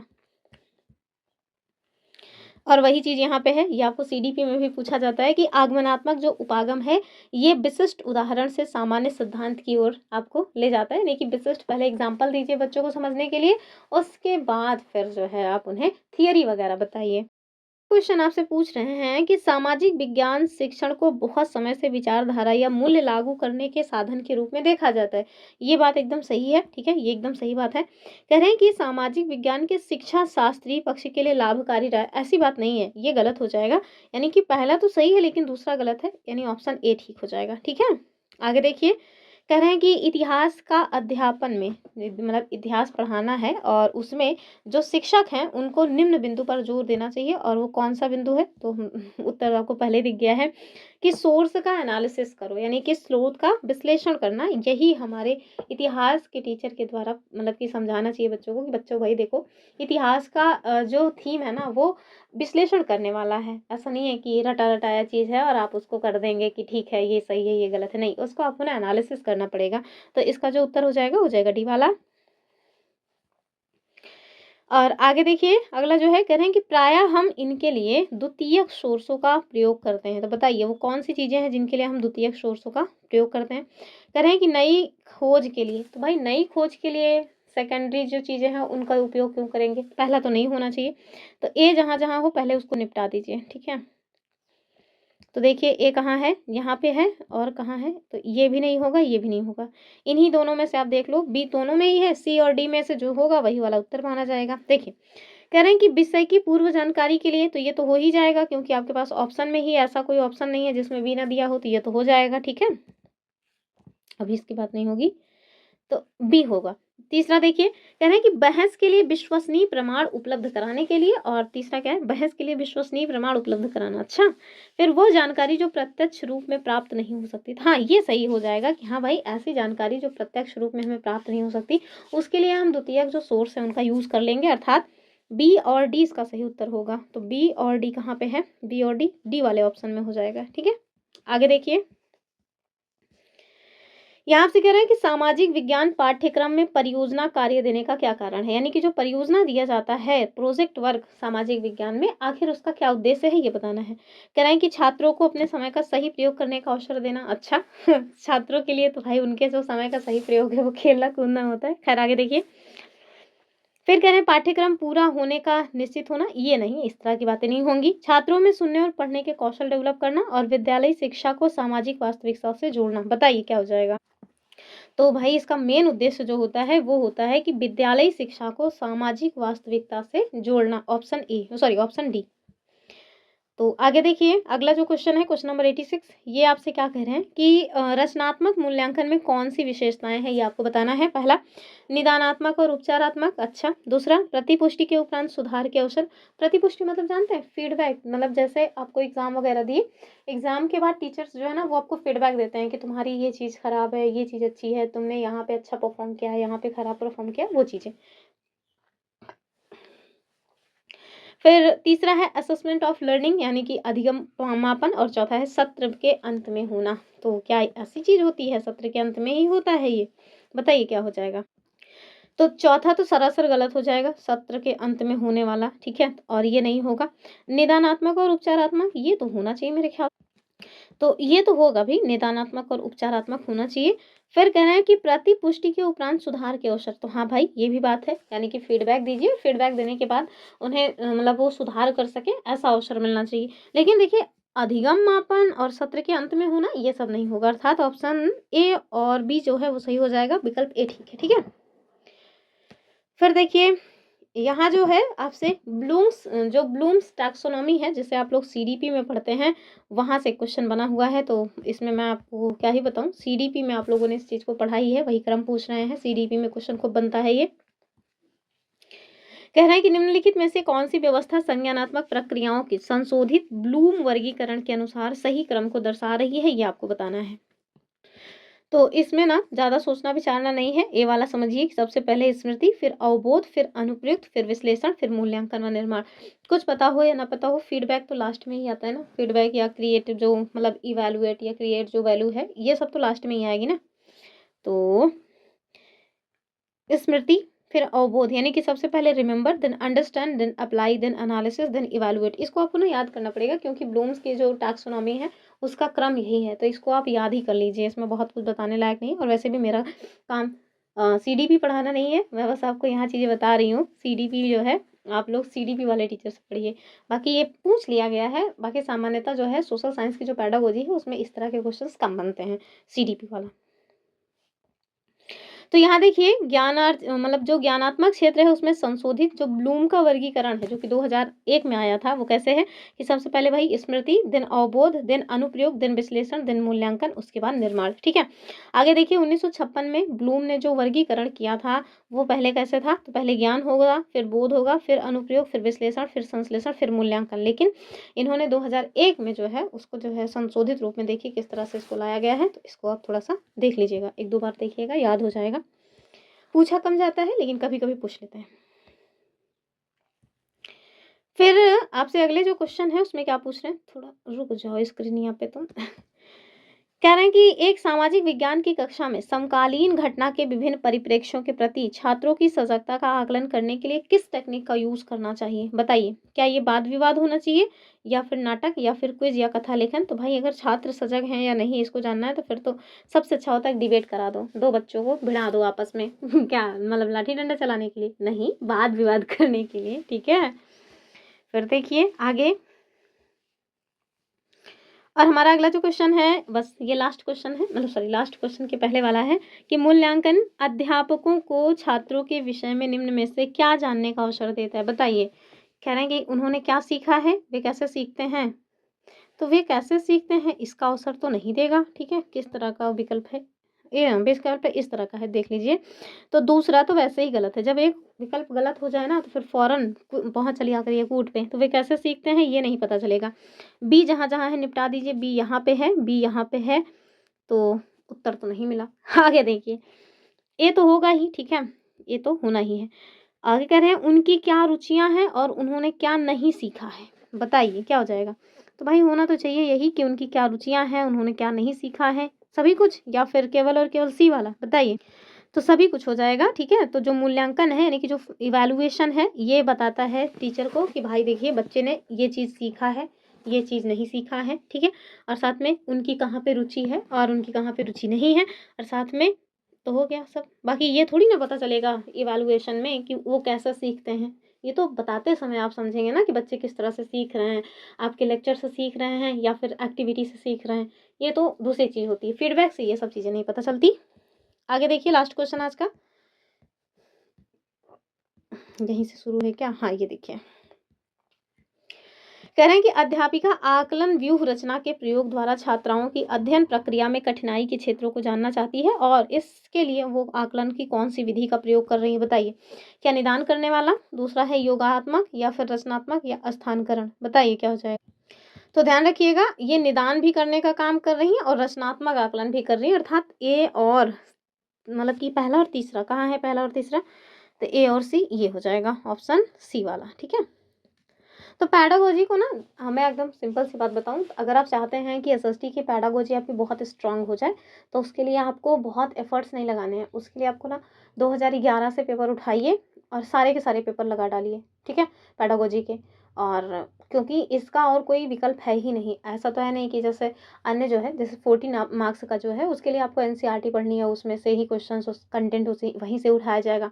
लेकिन पैडागोजी जो है ना, वो बहुत अच्छा विकल्प है कि आप जितना ज़्यादा से ज़्यादा एमसीक्यू सॉल्व करिए उतना ही ज़्यादा फायदा होगा। और एमसीक्यू भी ऐसा नहीं कि कहीं से भी गए गूगल पे और बच्चों वाली, मतलब बच्चों वाली इट मीन्स मतलब इस तरह की पूछ रहे हैं, जैसे टेट वगैरह में जो पैडागोजी टाइप का क्वेश्चन बनता है, वो नाम है पैडागोजी, बाकी उसमें ना बड़ा फैक्चुअल टाइप का क्वेश्चन रहता है, तो वो सब नहीं पढ़ना है। केवल और केवल सीटेट या सीबीएसई का अगर कोई एग्जाम होता हो, और हाँ केवीएस का भी मत उठाइएगा, क्योंकि केवीएस की जो पैडागोजी है वो यहाँ काम नहीं आएगी, ठीक है। तो केवल और केवल सीटेट की ही पैडागोजी को उठाइए, खुद से सॉल्व कीजिए, क्योंकि खुद से सॉल्व करते हैं ना तो हमें ये पता रहता है कि एग्जैक्टली हम कहाँ पे गलतियाँ कर रहे हैं। अगर कोई आपको क्वेश्चन सॉल्व करा रहा है तो उस समय आपको चीज़ें समझ आएंगी, लेकिन आप जब खुद सॉल्व करने बैठेंगे तो आपसे गलती हो जाएगी। उस समय समझ क्यों आ रहा है, क्योंकि टीचर जो है वो आपको पढ़ के सुना दे रहा है, कहाँ पे आप गलती कर सकते हो वो बता दे रहा है। लेकिन जब आप खुद गलतियाँ करोगे तभी आप अच्छा सीख पाओगे, ठीक है। तो आप हमारे साथ प्रैक्टिस कीजिए, उसके बाद ना फिर से जा करके एक बार करा करिए। स्पेशली जब मैं पीडीएफ वगैरह प्रोवाइड करा दूँ तो पीडीएफ में जा करके एक बार क्वेश्चंस को प्रैक्टिस किया करिए, उससे आपकी जो स्ट्रॉन्ग है तैयारी, मतलब एकदम तैयारी स्ट्रॉन्ग हो जाएगी। चलिए आज के लिए इतना ही, संडे स्पेशल क्लास थी ये। बस मैं यही चाहूँगी कि आप लोग एकदम वायरल करा दीजिए इसको, बस हाइप कर दीजिए, और आपको कुछ करना नहीं है, आप शेयर भी मत कीजिए, बस हाइप कर दीजिए। हाइप करेंगे तो अपने आप ही सारी चीज़ें यूट्यूब की जिम्मेदारी हो जाएगी। चलिए आज के लिए इतना ही, और फिर मिलते हैं मंडे के लिए। मंडे जो है कल है, तो मंडे में हम लोग फिर वही रेगुलर जो क्लासेस है उसको करते रहेंगे। चलिए तब तक के लिए बाय बाय, टाटा, नमस्कार, जय हिंद।